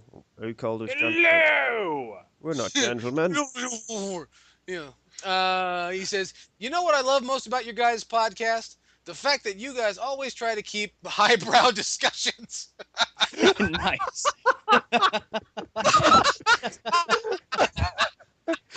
Did you pick that at random? Or did... Nice. You know, I usually don't, but I did pick this one at random. Oh, well, you know, Steven, I'm glad you noticed, and we thank you for listening to the Hate Bit podcast and noticing such, little details like that. Aren't you a keen observer of detail? He goes on to say, the last season was a regular cornucopia of culture and class. Yeah. With all the conversations you had last season about clotheslining old women off second-story balconies, people shitting into placentas, and corporate assholes being ass-raped by 8-dicked walruses. Says, I can tell you are some classy motherfuckers. And like all classy motherfuckers, I'm sure you have an appreciation of fine drink. So my question is, what is your guys' favorite beers, liquors, and mixed drinks in general? I, for one, fucking hate those, and he uses quotes, light beers, Bud Light, Miller Light, Keystone Light. Of course, Keystone Light is just Coors Light after it's been pissed out and put in a bottle. And the rest can go get dumped into a fucking river as far as I'm concerned. If you're going to drink beer, then drink real fucking beer. Grab a bottle of Shiner, for Christ's sake. Well, frankly, Shiner is a bunch of dark piss. But, I'm sorry, Mr. Schneider wanted me to use his handle, Wooden Salsa. But that's all right. We're fucking late now. It's a little late now, yeah. So if there's hate mail coming to Steven Schneider, I didn't give away his email address, which I thought was very classy of me. Yeah. RazörFist is not a big drinker. I know he's a big fan of Aquafina. And no, actually more of a Zima guy. Are you a Zima guy? I thought it was Evian. You must be a lone man. You find Zima's very popular in Japan, though. Am I the only one who's reading something into the fact that Evian is naive spelled backwards? Yeah. I was wondering if I was the only person who It's noticed not. that. It's not spring water. It is tap water. I don't know. Yeah, well, it's just like over here in the Western United States, we have Arrowhead water, and it comes from Mountain Springs, which means it was right after a bear probably went pee-pee in it. Which is good. Which is good. Alpha Omega Sin, you're a big drinker. What do you drink? A big drinker. That Irish stereotype, goodness gracious. But I would say No, hold on. I'm not making an Irish stereotype, but every time you call me, you are trashed. not every time. Wrong. You're very humorous, but I'm a jovial drunk, so it helps. You're really fun to talk to when you're drunk, except when you tell me to fuck my mother 6 or 7 times before the fun actually begins. Well, it's the party atmosphere. Yeah, but he's a responsible drunk. He calls me and says, "Hey, man, I'm fucked up.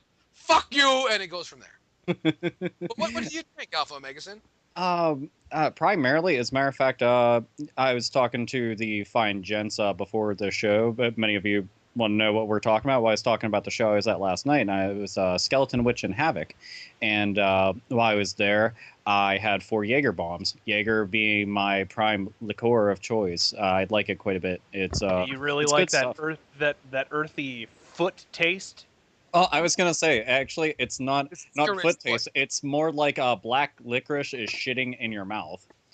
So, and the weird thing about it is, I hate black licorice. I hate it a whole bunch, but I can drink Jaeger, and whenever I drink it, as a matter of fact, most people, they drink Jaeger bombs with Red Bull. I think Red Bull tastes fucking horrible, so I drink mine with Monster. Monster tastes a ton better. Mm-hmm. But I drink that, and beyond that, my second favorite choice as far as liquor is concerned would be Captain Morgan Tattoo. It's just really good rum. But let's see. As far as beer goes, Killian's Irish Red and Yingling. Gotta support the local shit. So, yeah, that would be my top choices, at least. So. Mr. Omega Sin, I don't want to insult you, but everything you just named all tastes like stuff that tasted like something else but went bad. Yes. Dude, there's so many times when, I've had to go in specific, for parties and shit and just gatherings, I've had to go and buy extra booze because people are like, I don't want to drink that. I'm like, fine. So I go and pick up everybody else's Rudy Tooty fucking bullshit and... Wait. Let me stop you for a second. You go and buy... The mighty Alpha Omega Sin actually goes and buys other liquor for people who don't want to drink his liquor? I'm actually a very good... I'm a very good host. You're a very good host. Because I would expect you to say, well, you know what, faggot, go home! The only way I would say that is if the person came into my house and they were just like, what's this you're playing? And I'd be like, oh, that's Belphegor that's playing. And they'd be like, turn this shit off. And I'd be like, you're getting stomped. And now I'm going to put the rest of your remains outside for other people to know, not to fucking talk about my music that way. Yeah, but No, when they come round to your house and you've got beer that they don't want, I tell them, climb back in the car, go to the shop and buy their own. That's what I do. I don't know, man. I guess that's $0. See, that's where the whole thing comes into play of Alpha Omega Sin is the nice guy of the podcast. So yeah, I guess I kind of am. I'm kind of a pushover when it comes to having guests or something like that. However, if you badmouth Belphegor, you will be stomped. Yeah. Or any of the music that's playing in my house, because you will not leave alive, I assure you. Silly. You know what? Next time we have a party, let's play Michael Bolton, and someone asks us to leave, we'll just have an excuse to stomp everyone. I want to stomp people to Michael Bolton so bad. Wouldn't that be great to stomp people while listening to Michael Bolton? Mm. You'd fantasize that they were Michael Bolton, son of a bitch. Here's the thing. I keep on imagining one of his music videos, on one of those big fucking Microsoft fucking immersive screens playing on a gigantic wall while somebody's, getting fucking thunder booted and blood's going everywhere. I'm way too fucking amused by this in my head. I do apologize, folks, but it's pretty fucking funny to me. Take that into consideration. Could you imagine? It's one thing to get your ass beat. It's another to get ass beat while listening to Time, Love, and Tenderness. When a man loves a... Could you imagine that lying there bleeding in the moonlight? When a man loves a... Dude, and it has to be multi-camera Please fucking kill me, please! How did we get from liquor to Michael Michael Bolton stomping? You know what? It has to be done Office Space style. With that music playing. With a I want fucking cameras like cascading around the fucking violence. It'll be great. I'm directing right now. I'm directing future works of really fucked up technology, violence, and giving Michael Bolton some much needed publicity and money.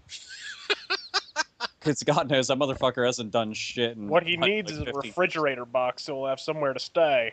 Yeah, Didn't he do a song a few, I think it was last year, for that? He can't even afford to keep the perm. Oh, no. Well, he cut it off. He's cut off all his hair since. Has he? When would you guys have lunch last? He can't afford to keep it long, that's why. But I'm assuming maybe we can get him one of those immersive Microsoft things inside of the cardboard box that the refrigerator came in. That'll be pretty cool for him. So then he can like feel like he's living the high life again. He can pretend. Well, if you want him to live the high life, we could just get him one of them smeg-free fridges. Oh, if he wants to live the high life, he can drink Keystone Light. There we go. There you go. Actually, no. Would he drink High Life? Pardon? Never mind. For all the old people listening to the 8-Bit podcast, we thank you for listening. And a lot of people are going to say, I thought it was Steve Winwood who was back in the High Life. So see, that's a really obscure reference that no one picks up on. I love this shit. Yeah. Dude, it's 3 people will get it, and they will applaud the fuck out of that. Oh, well, I certainly hope so. Saint Magnus, you were drunk this morning. Yes. Tell me, what did you have?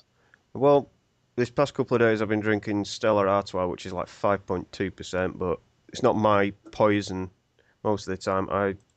I'm like Alpha, I drink Jaeger. I get Jaeger wherever I can get it. I don't like it in Jaeger bombs so much, because, as Alpha says, they put that fucking shitty Red Bull in that doesn't taste of anything. And so I just dumped that and just knocked the shot back. Fuck that. So Jägermeister, again, I like a bit of dark rum as well, so Captain Morgan spicy is always there for me. What else do I drink? I drink a hell of a lot of shit. Vodka has to be export Smirnoff though, because that's like Smirnoff. Hey, it's not that bad, especially the export stuff. Yes, it is that bad. I assure you. Yeah, then there's the Russian Standard, which is even better. Oh, there you go. You see, I don't just drink shit, Well, if you could drink shit, that'd be very impressive. Yeah, that would be very impressive. I was going to say, all you have to do is huff it, and that's jankum. Yeah. See? Even better, just like it materializes in your mouth, I assure you. Mm. But for me, what I like to drink, and I'm sure you people, Wooden Salsa's probably asking that way when he sees me at the Classic Gaming Expo 2013, if they have one. He's going to buy me a drink. I know he is, and if he isn't, I'm going to put him on the spot about it. But what do I like to drink? I'm a big fan of just Kentucky bourbon.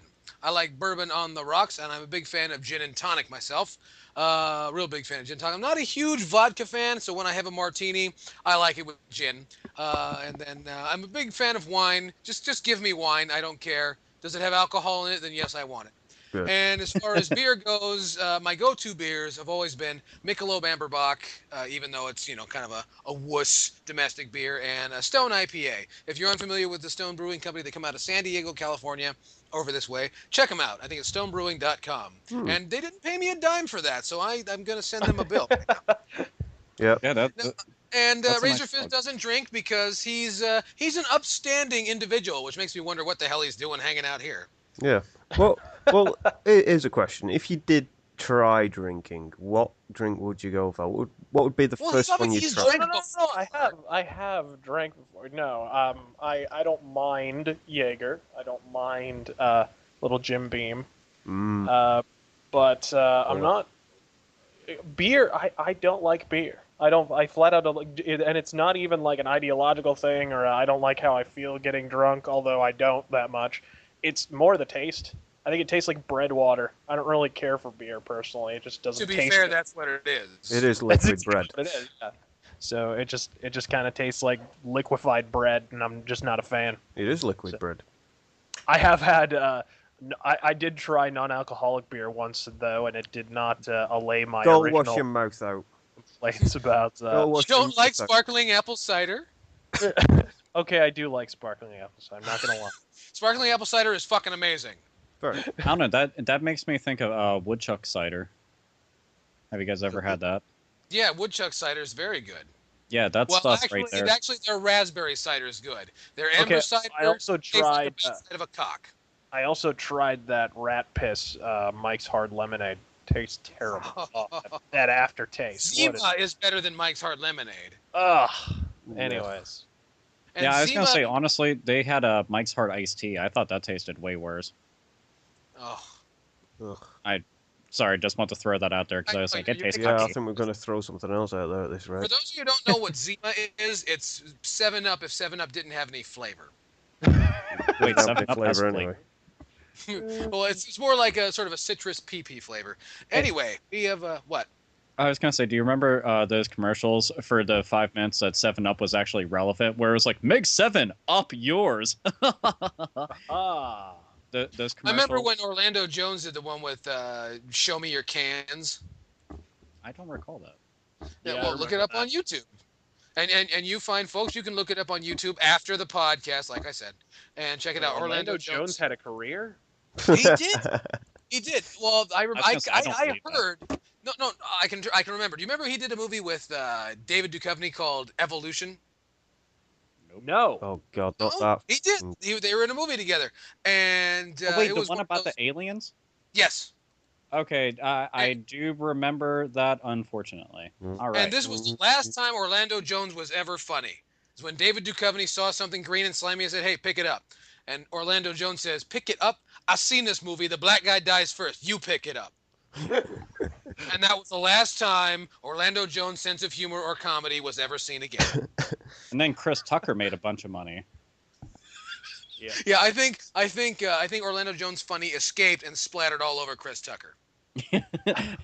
Look, he's evolving. That's the only way it could have gone down. That's the only way.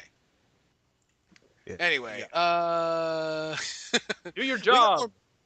I'm working on it, son of a bitch. Hurry up.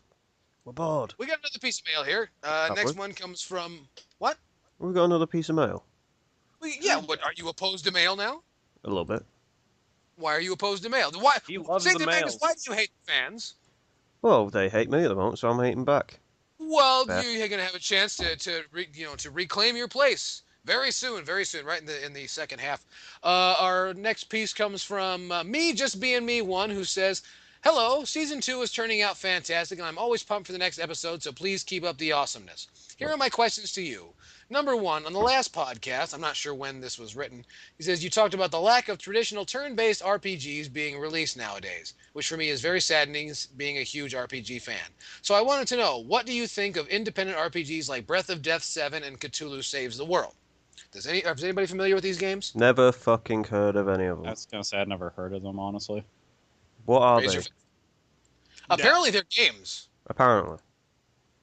Are they on? I mean, I'm assuming they're probably like either on the iOS platform, Android market, or possibly even just like straight Flash games, maybe something like that. But I was reading this hoping somebody would know what it is. Yeah, I was gonna say I know the indie market has been pretty good to older style RPGs, which I am really, really happy about. But the downside to it is that turn-based RPGs were already pretty niche to begin with. Add into the fact that they're stuck in an endless sea of fucking bullshit that is the app market of games, and you have I mean that's the key to success right there. If you're in some parallel fucking universe, it just sucks because all the really good titles won't really become seen by the people that need to see them, which are playing on consoles and actual handhelds. So actual handhelds. Yes. I like that. Actual handhelds. Yeah, okay. not pretending to be anything. Well, I'm glad how we answered a question that wasn't really asked. That's very good. Then I guess we'll have to go with his second question. I beg your pardon. He says, sexual chocolate." We were just talking about that today. It was sexual chocolate. Joe the policeman from What's My Mama? He says, number 2, where I live, I'm pretty much alone on this topic, but do you guys think they should release more video game soundtracks for us gamers to purchase? Video game music is awesome, and it sucks that it's being so overlooked. Opinions? I don't care video game music is overrated. I think a lot of people with terrible taste in music like video game music exclusively. I'm gonna be honest. Elaborate. I mean, a lot of these people look, a lot of these people do video game composing because they couldn't make it in the music industry. It's a fact of the matter. Nobuo Uematsu is not a fucking musical genius. He could barely sell any records with his Black Mages band. He's not that good. He's tried to be a mainstream artist and he's failed. These people are not that good. That said, I like them in the context of the video games they're in. They give me good memories, but I really think video game music, especially by video game fans, is highly fucking overrated. Boom. Well, what is your opinion of Koji Kondo? Don't know. Not familiar. The composer of the Zelda theme. Oh, okay. For the original, yeah, it's all right. But what I'm saying is, I mean, okay, could that have been a top 40 hit? You know what I mean? Like these people are not that. Well, if you notice, the criteria for top 40 hits have really declined in recent years. In fact, over the last 20 years. So well, top you have 40 to be fair means, top 40 at this point means you sold at least 40 copies of your record at this point because nobody buys albums anymore. So, but yeah, or you're a friend of somebody who once knew Casey Kasem. Like the retro stuff is fun to listen to, but I think people trying to suggest that it's some immutable work of art are full of shit. Period. Oh, I also don't understand people who would spend that kind of. I mean, if you want to hear the music, play the game. Exactly. No, I don't. Let me say something. I like Star Fox, but yeah. In fact, actually, that'd be really great to listen to Star Fox driving in your car. Or flying a jet. Okay, bad example, but you get what I mean. But I mean, Actually, it's good, but isn't it so much more fun to actually be playing the game while you're listening to this music? I don't get people who run around in fucking headphones listening to just video game music. It's like, stretch yourself. Like, do something. That would drive me insane. It gets really annoying when there's people who are just like, I only like video game music. It's like, you have bad taste. You have really bad taste. Yeah, but in video games music defense, some of it is actually better than what's being released currently. But with some of the songs that most people will listen to, it's 20 or 30 years old.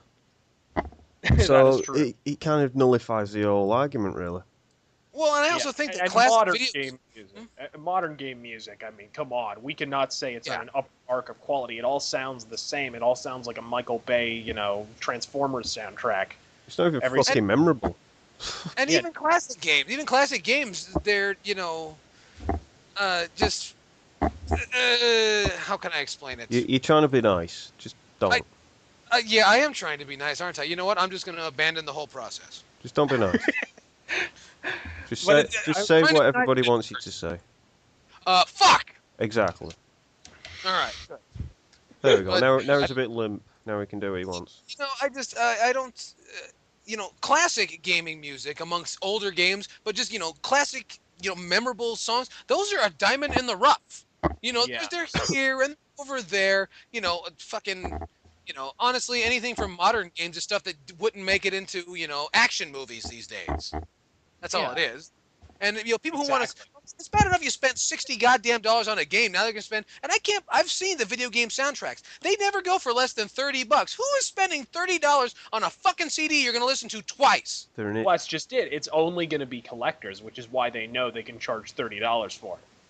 But how does that justify... I'm sure these things just sit on fucking shelves. Because these are the same fuckwads that go to a comic book store and shell out $75 for an imitation Keyblade from Kingdom Hearts. I mean, they know these people are not playing with a full deck. So it's like, hey, well, while we've got them here, let's gouge the fuck out of them. They're already listening to shitty video game music. Fuck. If they'll go for that, they'll go for fucking anything. That said, I mean, there's exceptions. I like the Castlevania soundtrack, kind of, but I wouldn't just sit there, at a bus stop waiting for the bus, listening to Castlevania. Fuck, I'd be listening.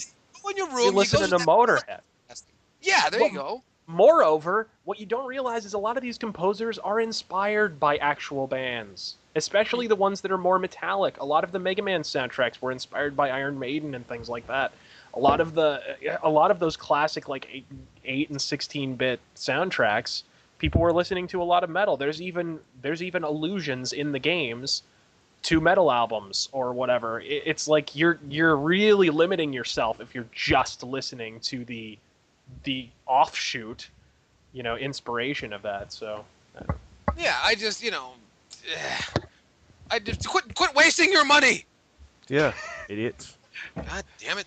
Anyway, that's going to do it for the ball bag, which has been brought to you by RazörFist brand of eyeliner because he's worth it and you're not. So, it's time. Welcome to our second half, and myself and Alpha Omega have been waiting a little while. It is time for the, we didn't promise it, but you guys were expecting already, the 8-bit Wii U Press Event 913 Damage Report. And there's a lot to be said. On September the 13th, 2012, I, along with a lot of other people on the West Coast, got up at the butt crack of dawn to fix a coffee and to see what the big news was that Nintendo, Reggie Fils-Aimé, president and chief operating officer of Nintendo of America, was going to lay on us. He was going to tell us how much this fucking thing costs, because we've been waiting for like 16 or 17 years to find out, how much the Wii U cost. And they had big announcements, and they told us nothing. Again. Again, I won't say nothing. They did drop the price on us. For those of you who don't know, the Wii U in North America apparently will be going for the basic stripped-down bundle, which is just the console and the tablet controller or the gamepad, whatever. $299.99, which is a little steep. And now we'll explain that more as we go. And then the deluxe bundle, which includes Nintendo Land packed in and in black. For $349.99. Now, if you'll refer back to last season on the 8-Bit podcast, I said that I'm not going any further over $349.99. That's I'm drawing a line in the sand. I'm digging in my heels. I'm not going any further. Now, you could say that my expectations were met, and that's all fine and dandy, but it's never really that fun to immediately be met with your worst case scenario. And it was a little disappointing. Now, and I think this was a waste of a press opportunity. Really, but for more, we got to go to Alpha Omegason because he's got a lot that he can really offer us insight. Alpha Omegason. Howdy, Nintendo fans, and anybody who doesn't give a fuck about Nintendo, just fast forward. But anyhow, this was a pretty big deal, especially considering the fact that there is a gigantic gaping hole of gaming news right now. But this was something for everybody to sink their teeth into because this all should have been announced during E3. So since they decided to give us the rest of E3, they announced a price point, which Chaos just announced. I made a video about it. I'll say it once, I'll say it again. I really think that they would have been safer if it was $50 cheaper on each bundle.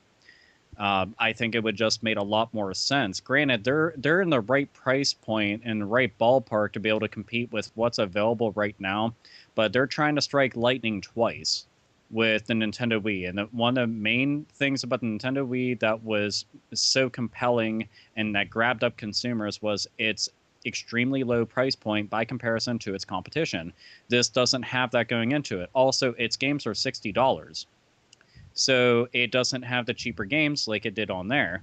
And then we also have to take into account of this press conference went ahead and I was honestly expecting a little bit more out of it. The big thing that they had announced was Bayonetta 2, which I didn't see coming at all. It literally was the one thing I was just like, holy shit. One, very exciting to hear, but I didn't expect to hear that from Nintendo, let alone as an exclusive.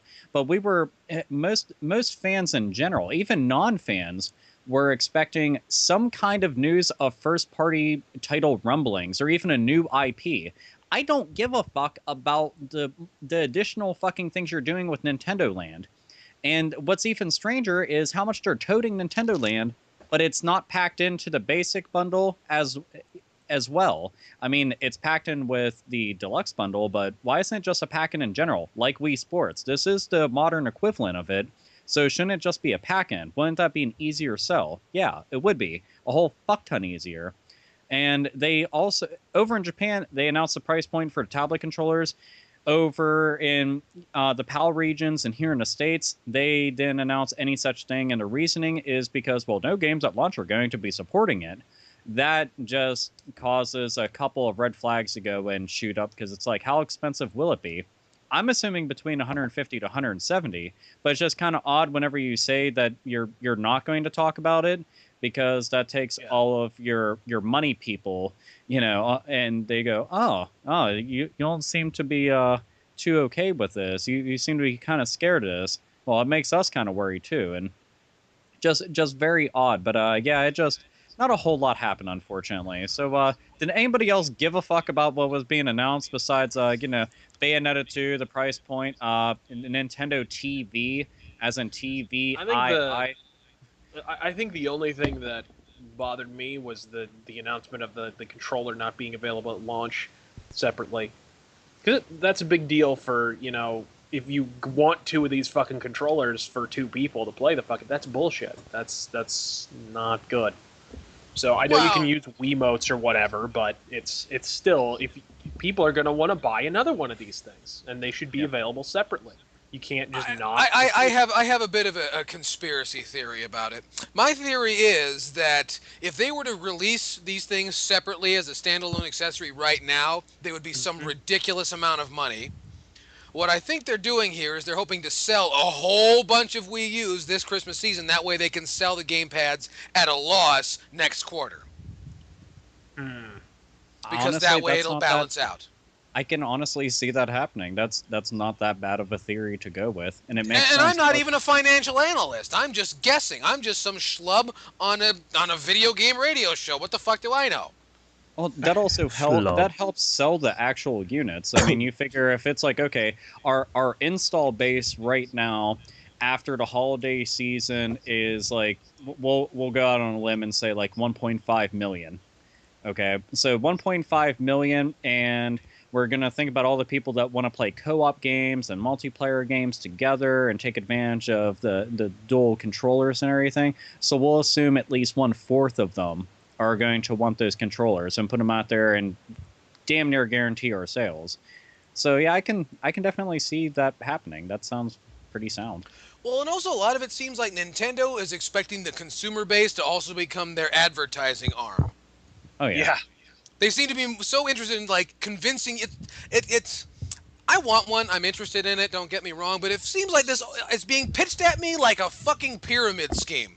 Like, well, yeah, and it's such a mistake because let's be real here. Why was the Wii successful? Because of the media. That's why.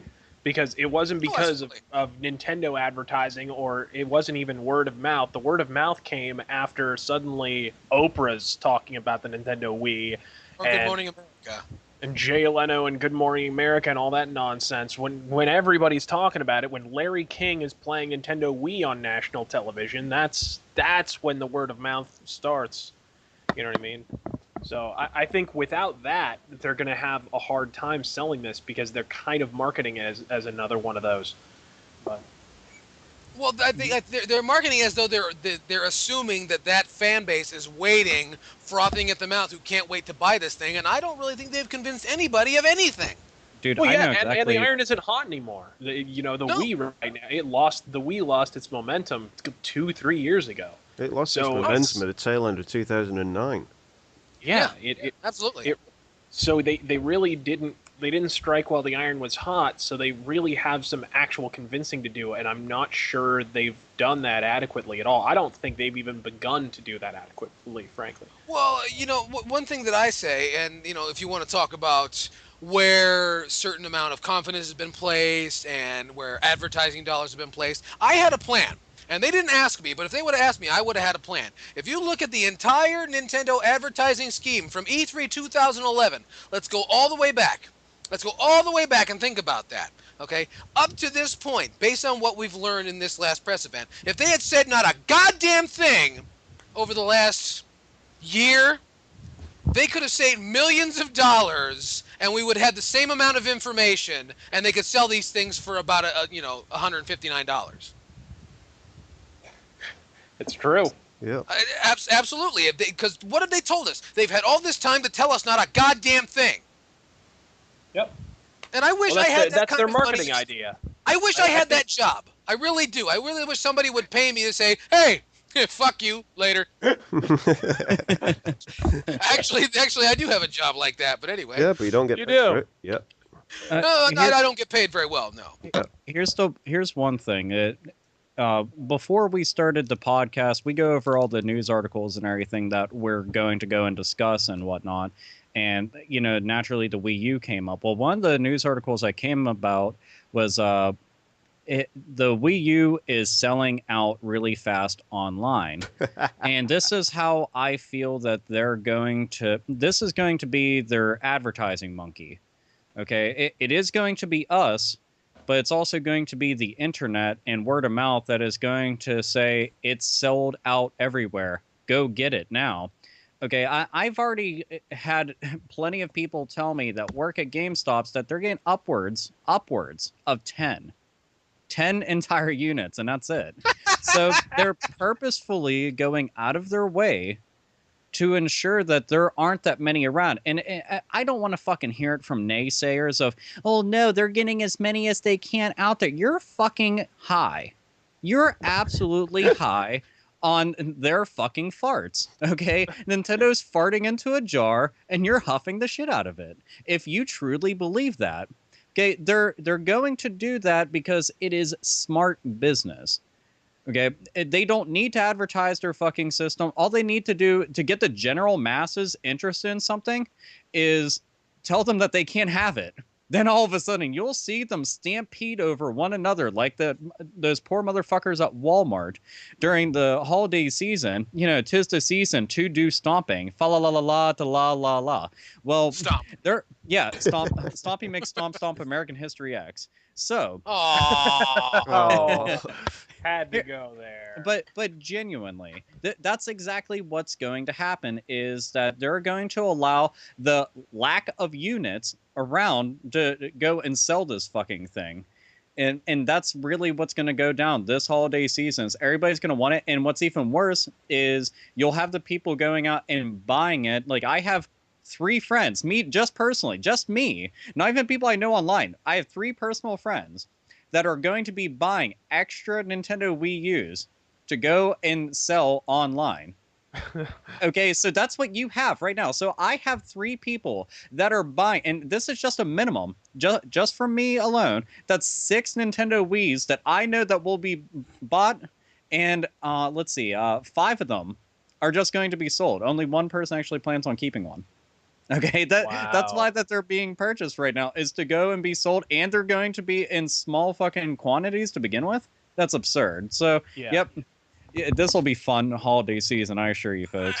I'm gonna say this. I'm gonna say this plainly. I'm gonna try and put this into perspective so I can understand it, so you guys can understand it, so the entire Hater Nation can understand it. Okay, what's going on here is, and I don't want to accuse anybody of wrongdoing or foul play, but this does seem like Nintendo running a classic Nintendo play. Oh, yeah. This is exactly what happened with the Wii, the short marketing and all this stuff. Now, here's the problem. Take this into consideration.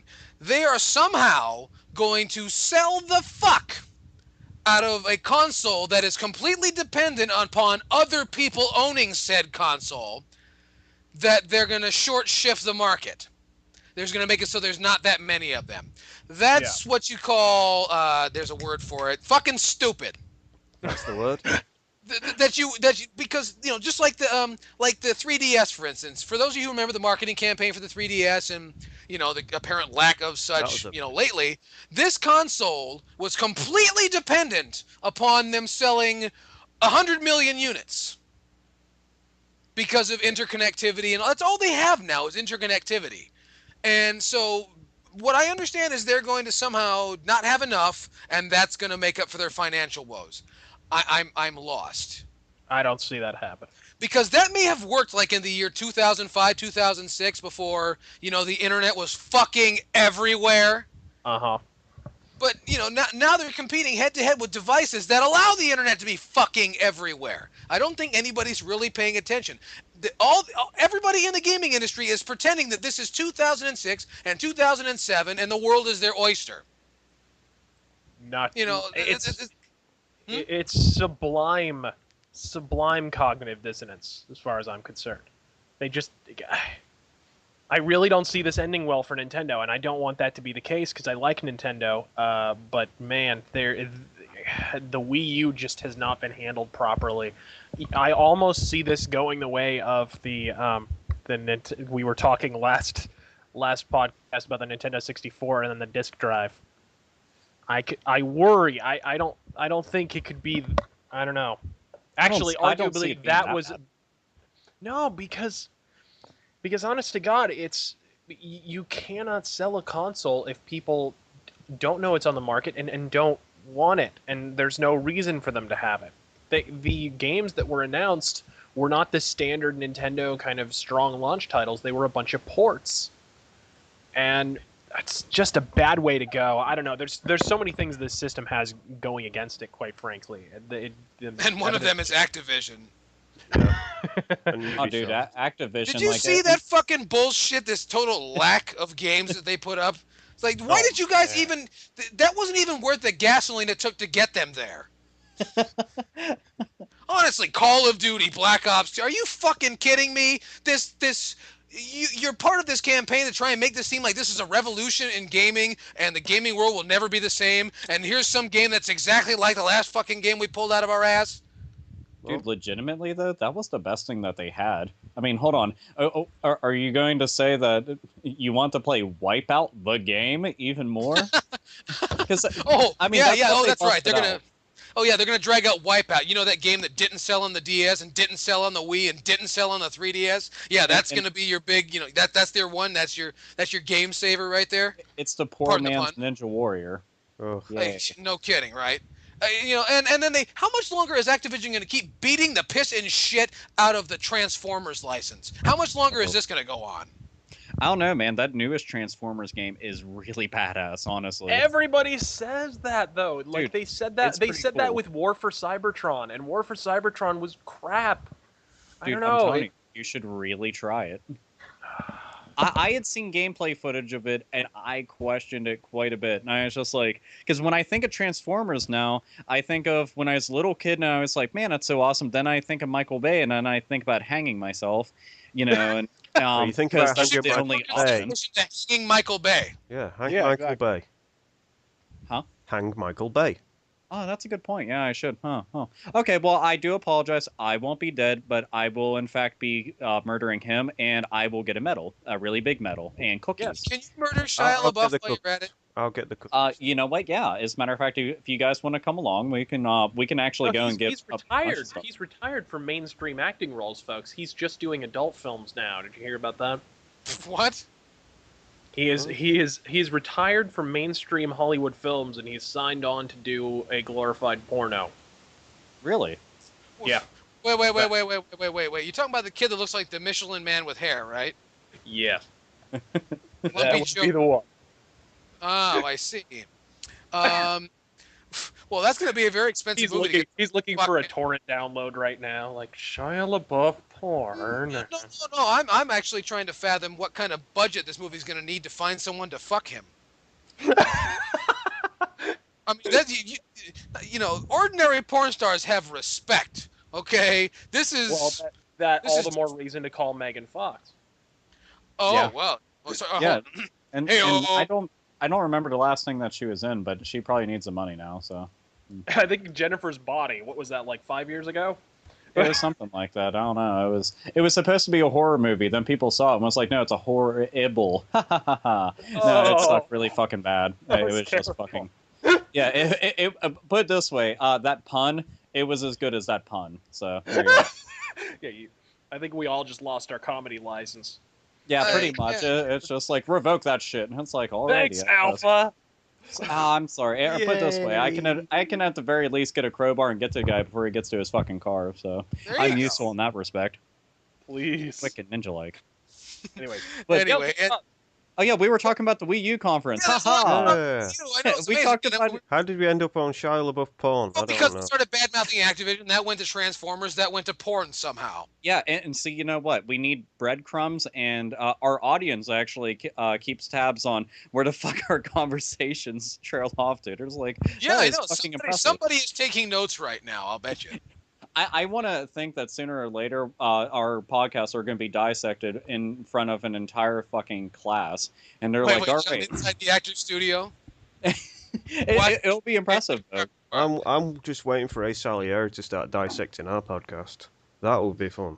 Oh Inside boy. the psyches of the 8-Bit podcast. Yes. But yes, in general, the entire Nintendo conference was just it was lackluster, but at the same point, I was only expecting so much out of it. I was just glad that they gave a fucking price point and a release date, which was November 18th. So it's in time for the holiday season and all the other shit. That the only way that they could fuck up a release date is be like, I don't know, after Christmas. Yeah. Well, So yeah, after Christmas. Dude, yeah, if they it'll did that, be on sale.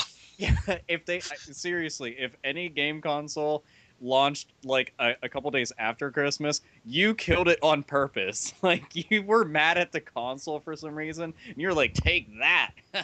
Either that or they were mad at Christmas. Oh, they're a bunch of idiots.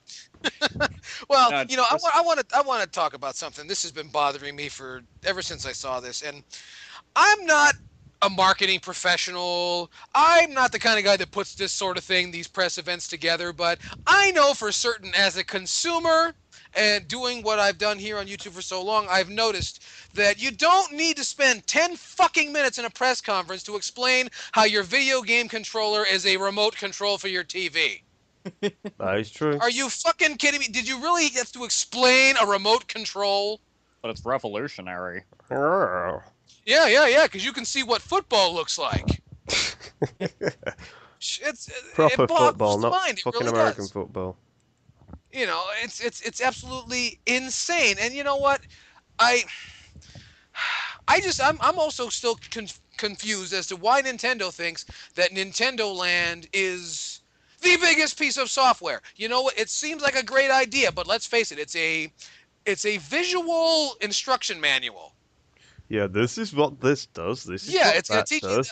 you. Yes, you're a fucking idiot for buying it. There you go. Look, There you give you a game. Yeah. So I hope they know what they're doing. I really don't at this point, but we'll see.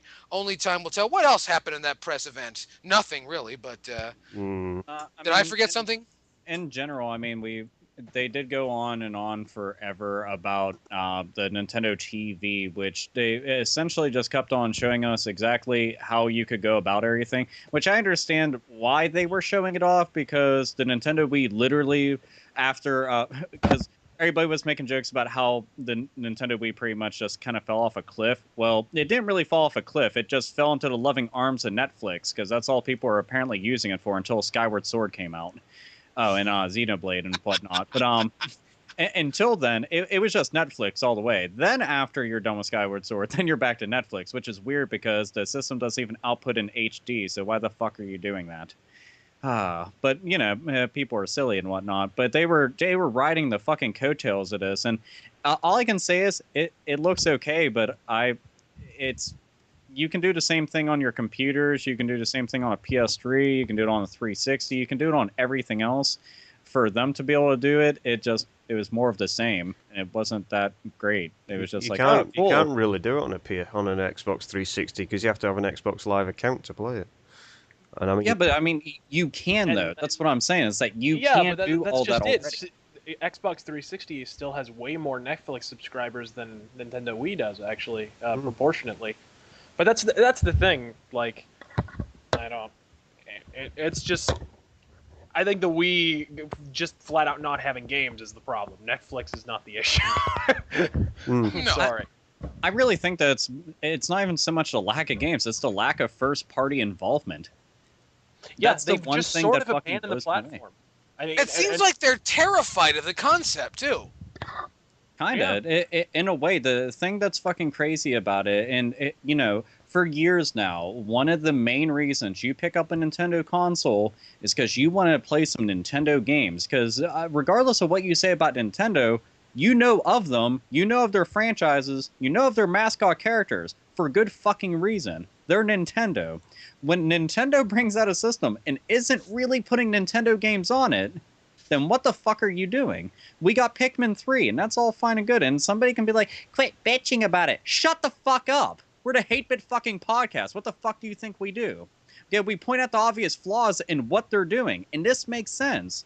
Okay, they needed to bust out a new IP. Nintendo Land isn't a new IP. It's Wii fucking Sports reskin. It's a monster mash, is what it is. Yeah. It's like, look, I'm glad we're getting Pikmin 3. That's really cool. Is it selling units? No. You know what really is? Shit like Zombie U and Rayman Legends. That's actually what's selling the fucking system right now, is those games. You know, and really, if they would have just busted out one of their fucking main things, and everybody that I talk to keeps on saying the same thing, I'm going to wait till it gets more games, or I'm going to wait until the price drops. I haven't heard a whole fuck ton of people saying, oh, I'm definitely getting it. No doubt in my mind whatsoever. Not to say that there aren't people, but more people that I've encountered have been saying that. You know, that's just that's not a good sign going into a fucking a big system launch like this at all. No, absolutely. And that's what's the weirdest thing for me is I remember I'm like, oh, it's going to be great. Oh, it's going to be great. Oh, it's going to be great. And it's been a whole bunch of, I don't know. I just feel like I'm sitting on the edge of a cliff, and it's like, You're standing on the edge of tomorrow, today? You're Saved by the Bell, the college years? Yes! Yeah! 90s television references. I was actually on California Dreams, and... Yes, along with the voice actor for J.C. Denton. Oh, that's very true. Jay Frank.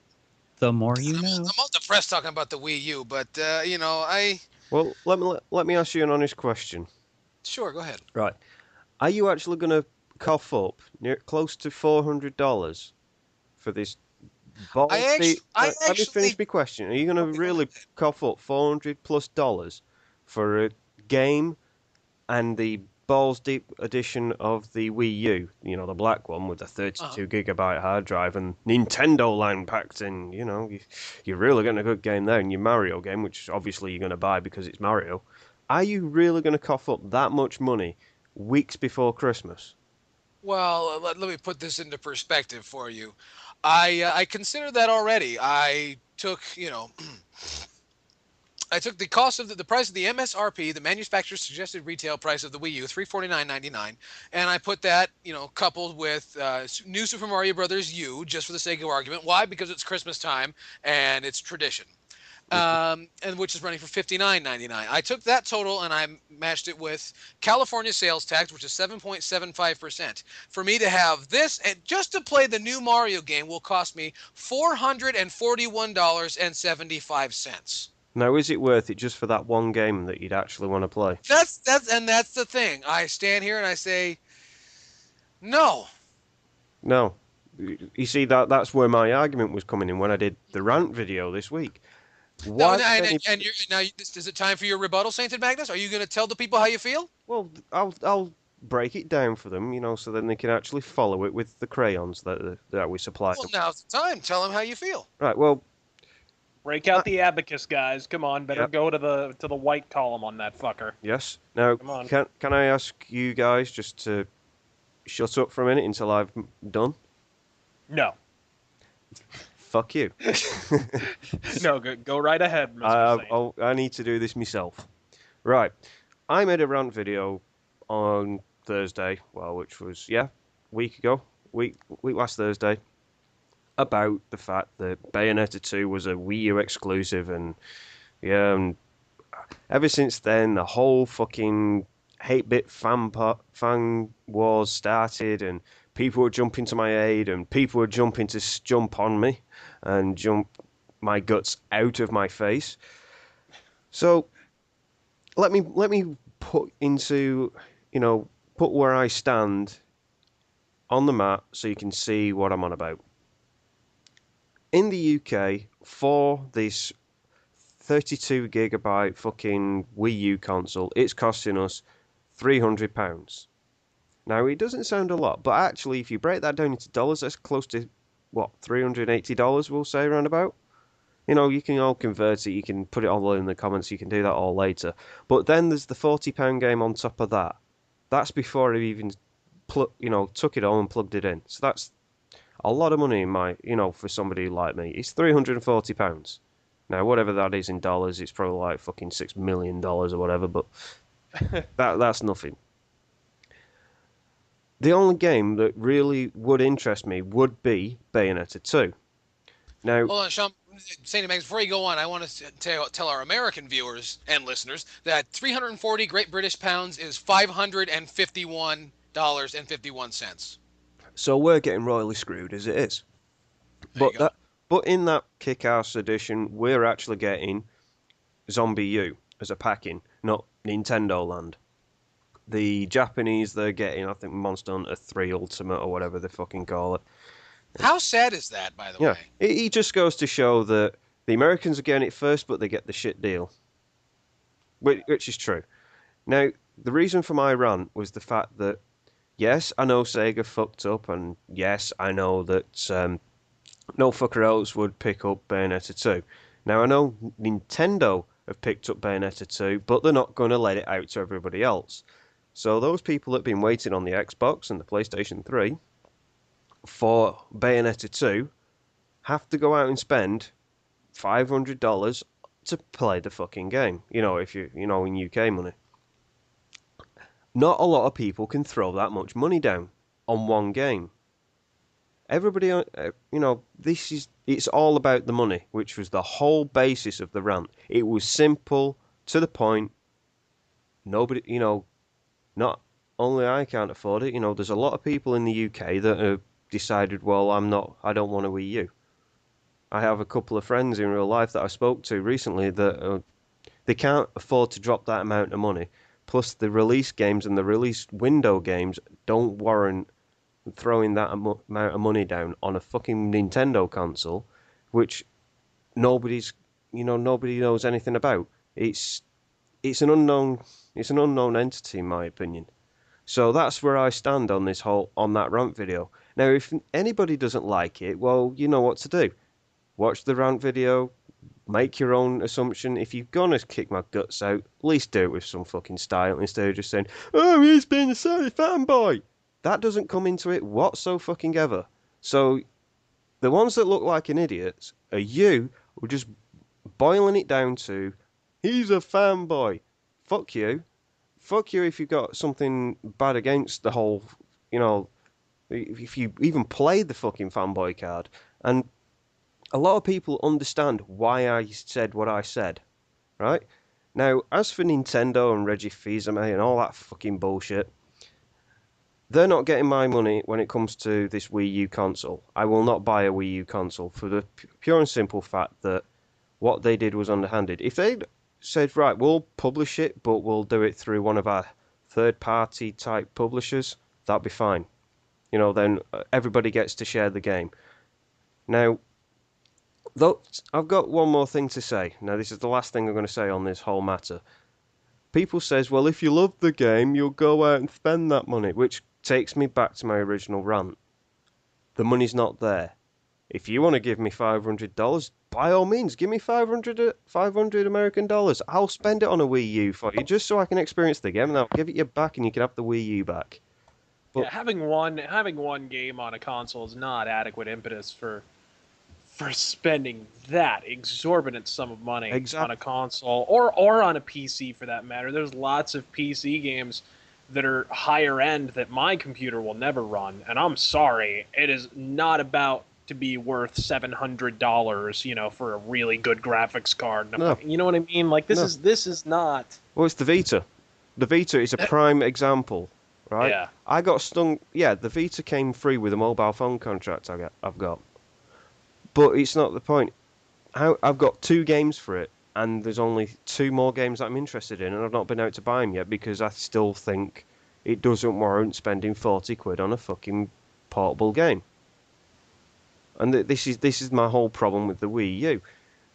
The system doesn't warrant me spending that amount of money just for one pigging game. Now, I'm not saying I'm not interested in a Mario game, I'm not interested in a Zelda game, I'm not interested in a Metroid game. The only reason I'm not interested in a Mario game, Zelda game, or a Metroid game is because they're not different, they're not unique. The Mario Galaxy games were fantastic. The new Super Mario Brothers games, yeah, they're a nod to its roots, but it's not going to get me to go out and spend money on games for the Wii U.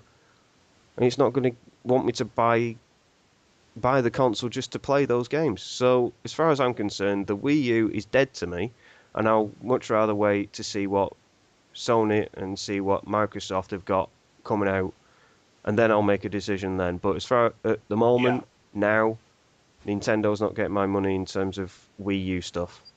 That's it. And you are not End of alone, story. sir. You are not alone. End of story. That's it. That's the last I'm going to say on that video. If anybody's got any problems, send us through, send messages to the 8-bit message board, and I'll read them and I'll give you the fuck you. In other words, he's saying send hate mail to Yell Chaos if you're mad at Sainted Magnus. Yes. No, it's actually a group mailbox. So if you've got any fuck yous to send to any of us, please send them at 8bitpodcast@gmail.com. No. Send him to Yell Chaos, please, to his personal email account. Yeah. We'll post the personal email down below in the links. And his home address and a list of his fears. Yeah. And, Don't forget my turn-ons, very important. Yeah, don't forget your turn-ons. So clean beaches and Twix nice bars. And pissed off. Have you got anything that can cheer me the fuck up? Well, I'm about to tear Robocop a new asshole. Will that cheer you up? Yeah. I think that will cheer up a lot of fucking people, because to be quite fair, I've seen the fucking costume. I'm sure everybody else has seen the fucking costume to this Robocop variant, and take it away, RazörFist. Well, it's interesting as you brought that up, Saint Magnus, because that's my line. But we've come to that part of the podcast, my favorite part, your favorite part, the rant. And bringing us a rant today is Mr. RazörFist. Now, what about Robocop? Okay. Today I can and I motherfucking will rant about the design for the new and aggressively redundant reboot of what is, in my opinion, one of the finest science fiction satire films in the history of cinema, and that's Robocop. And I'm sure you've all seen it. Indeed, over the past week, this image has logged more miles than John Allen Muhammad's rental car. Continuing the wildly offensive analog, if only there existed a brave patriot who could ascend the figurative clock tower and put this celluloid superfluity down like old Yeller, it's possible Hollywood wouldn't be less profitable than a Siberian lemonade stand. The fear that is festering in the hearts and minds of all of us. When we were almost apologetically informed by the news media that said reboot rim job was in fact going forward was as follows, and I think it goes something like this. Okay, so it's going to happen. I can deal with that. But does Robocop look like a raving fagaloon? A courtesy glance at the photo in question puts those fears firmly to rest.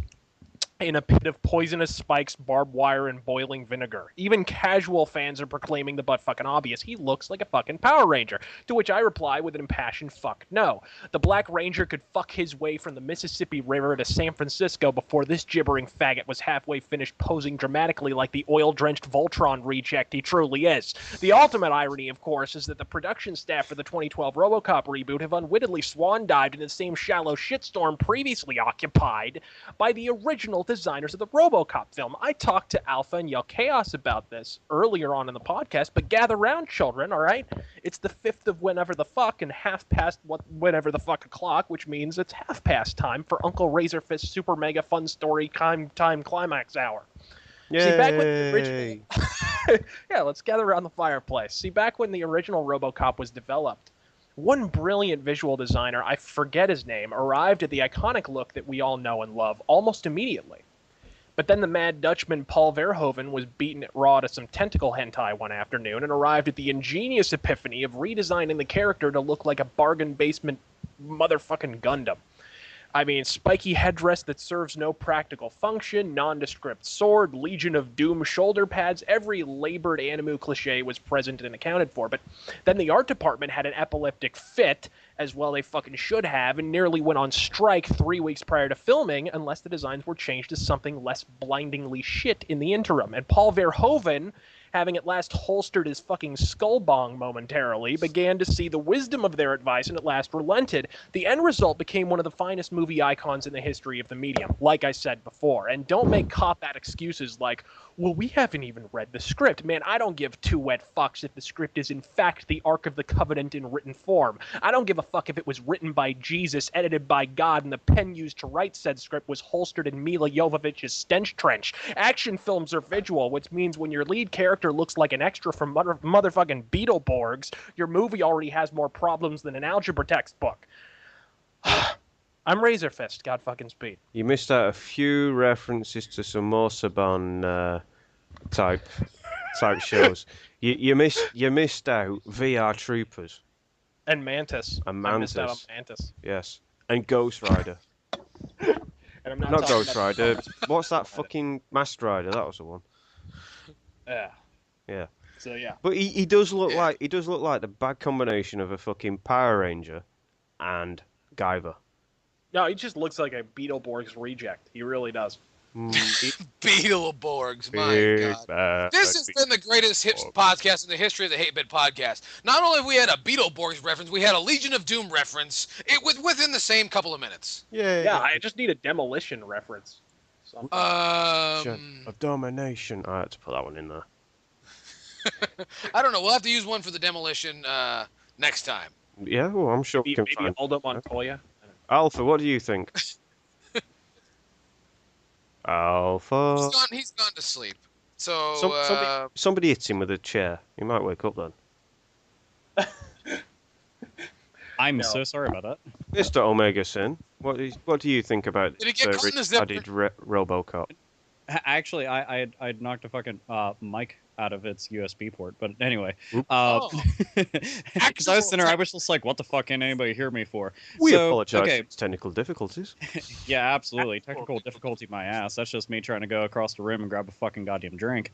But and I technically difficultedly knocked it out of place. But as previously mentioned, he does look like something from the Power Rangers. I put it so eloquently that he looked like he was wearing a prototype Batman suit from the movies.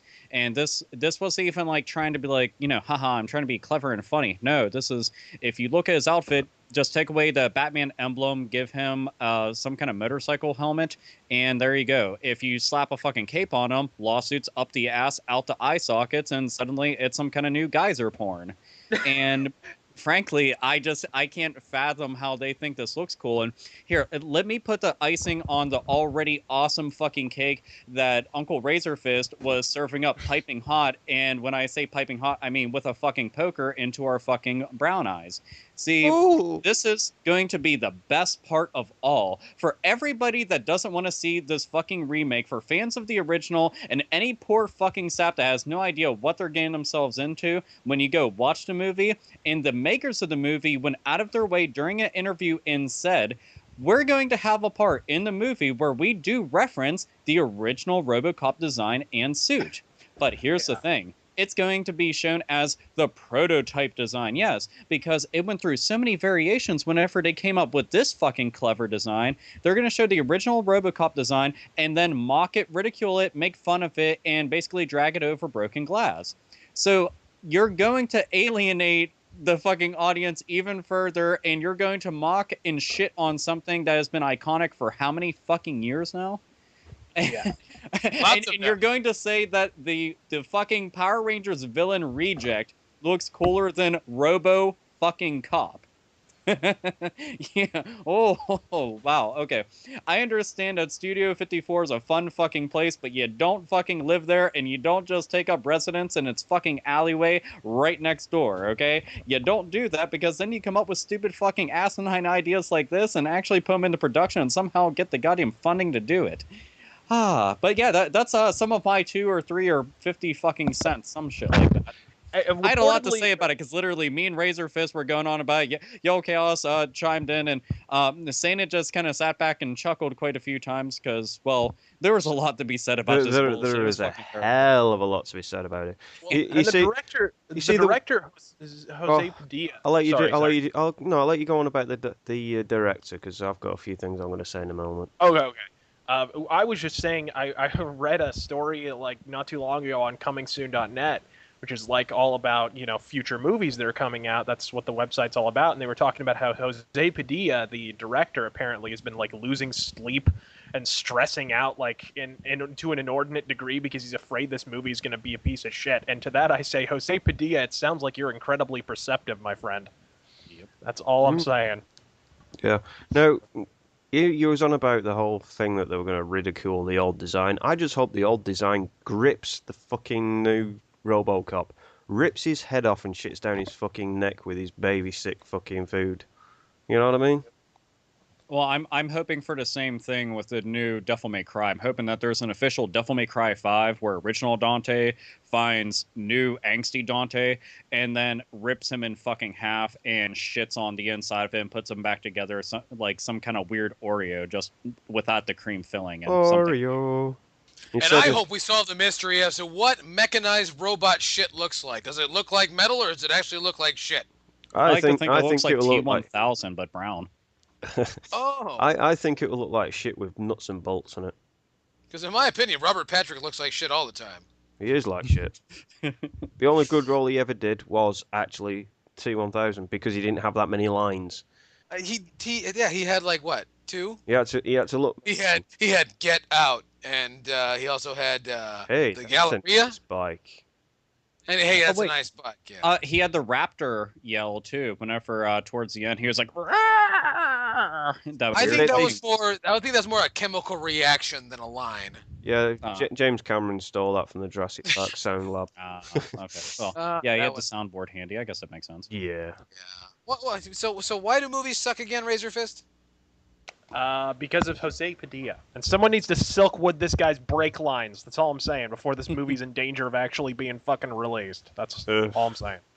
Yeah, so anybody out there, get off your asses, get to Hollywood, and go and picket this fucking film. Come on, we've got a shit ton of American fans.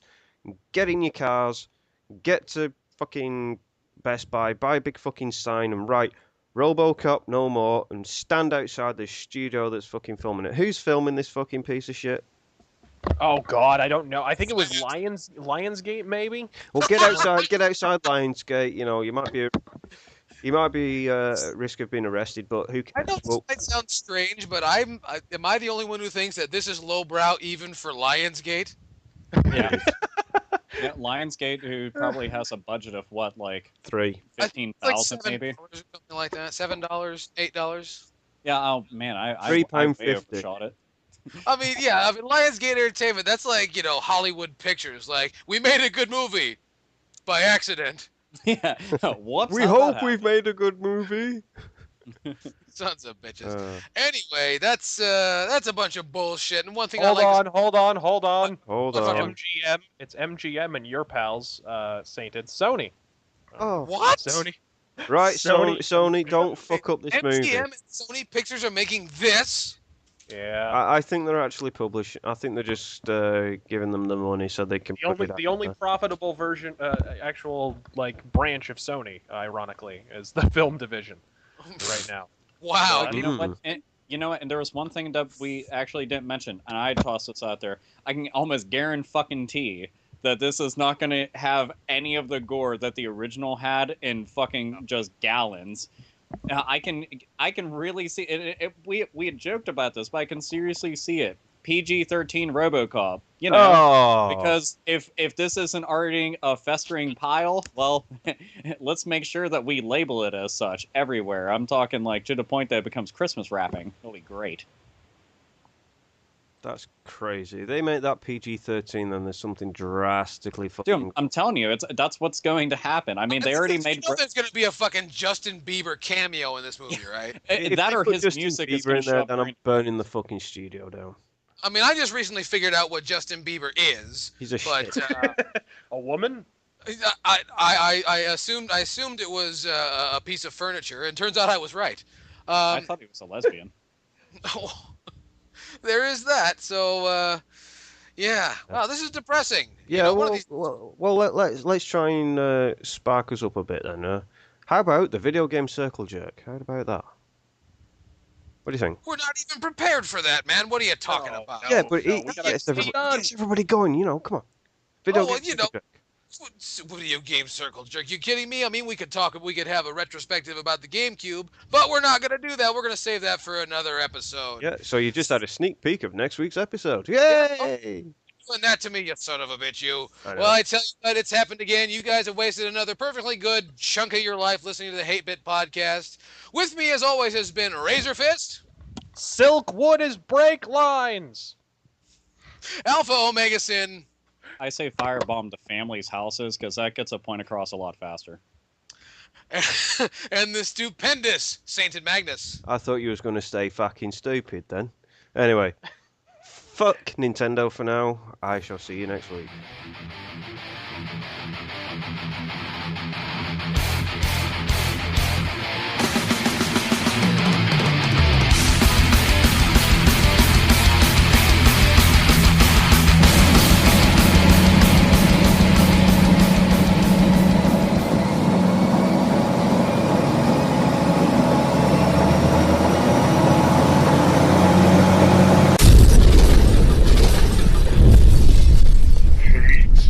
Bit Podcast.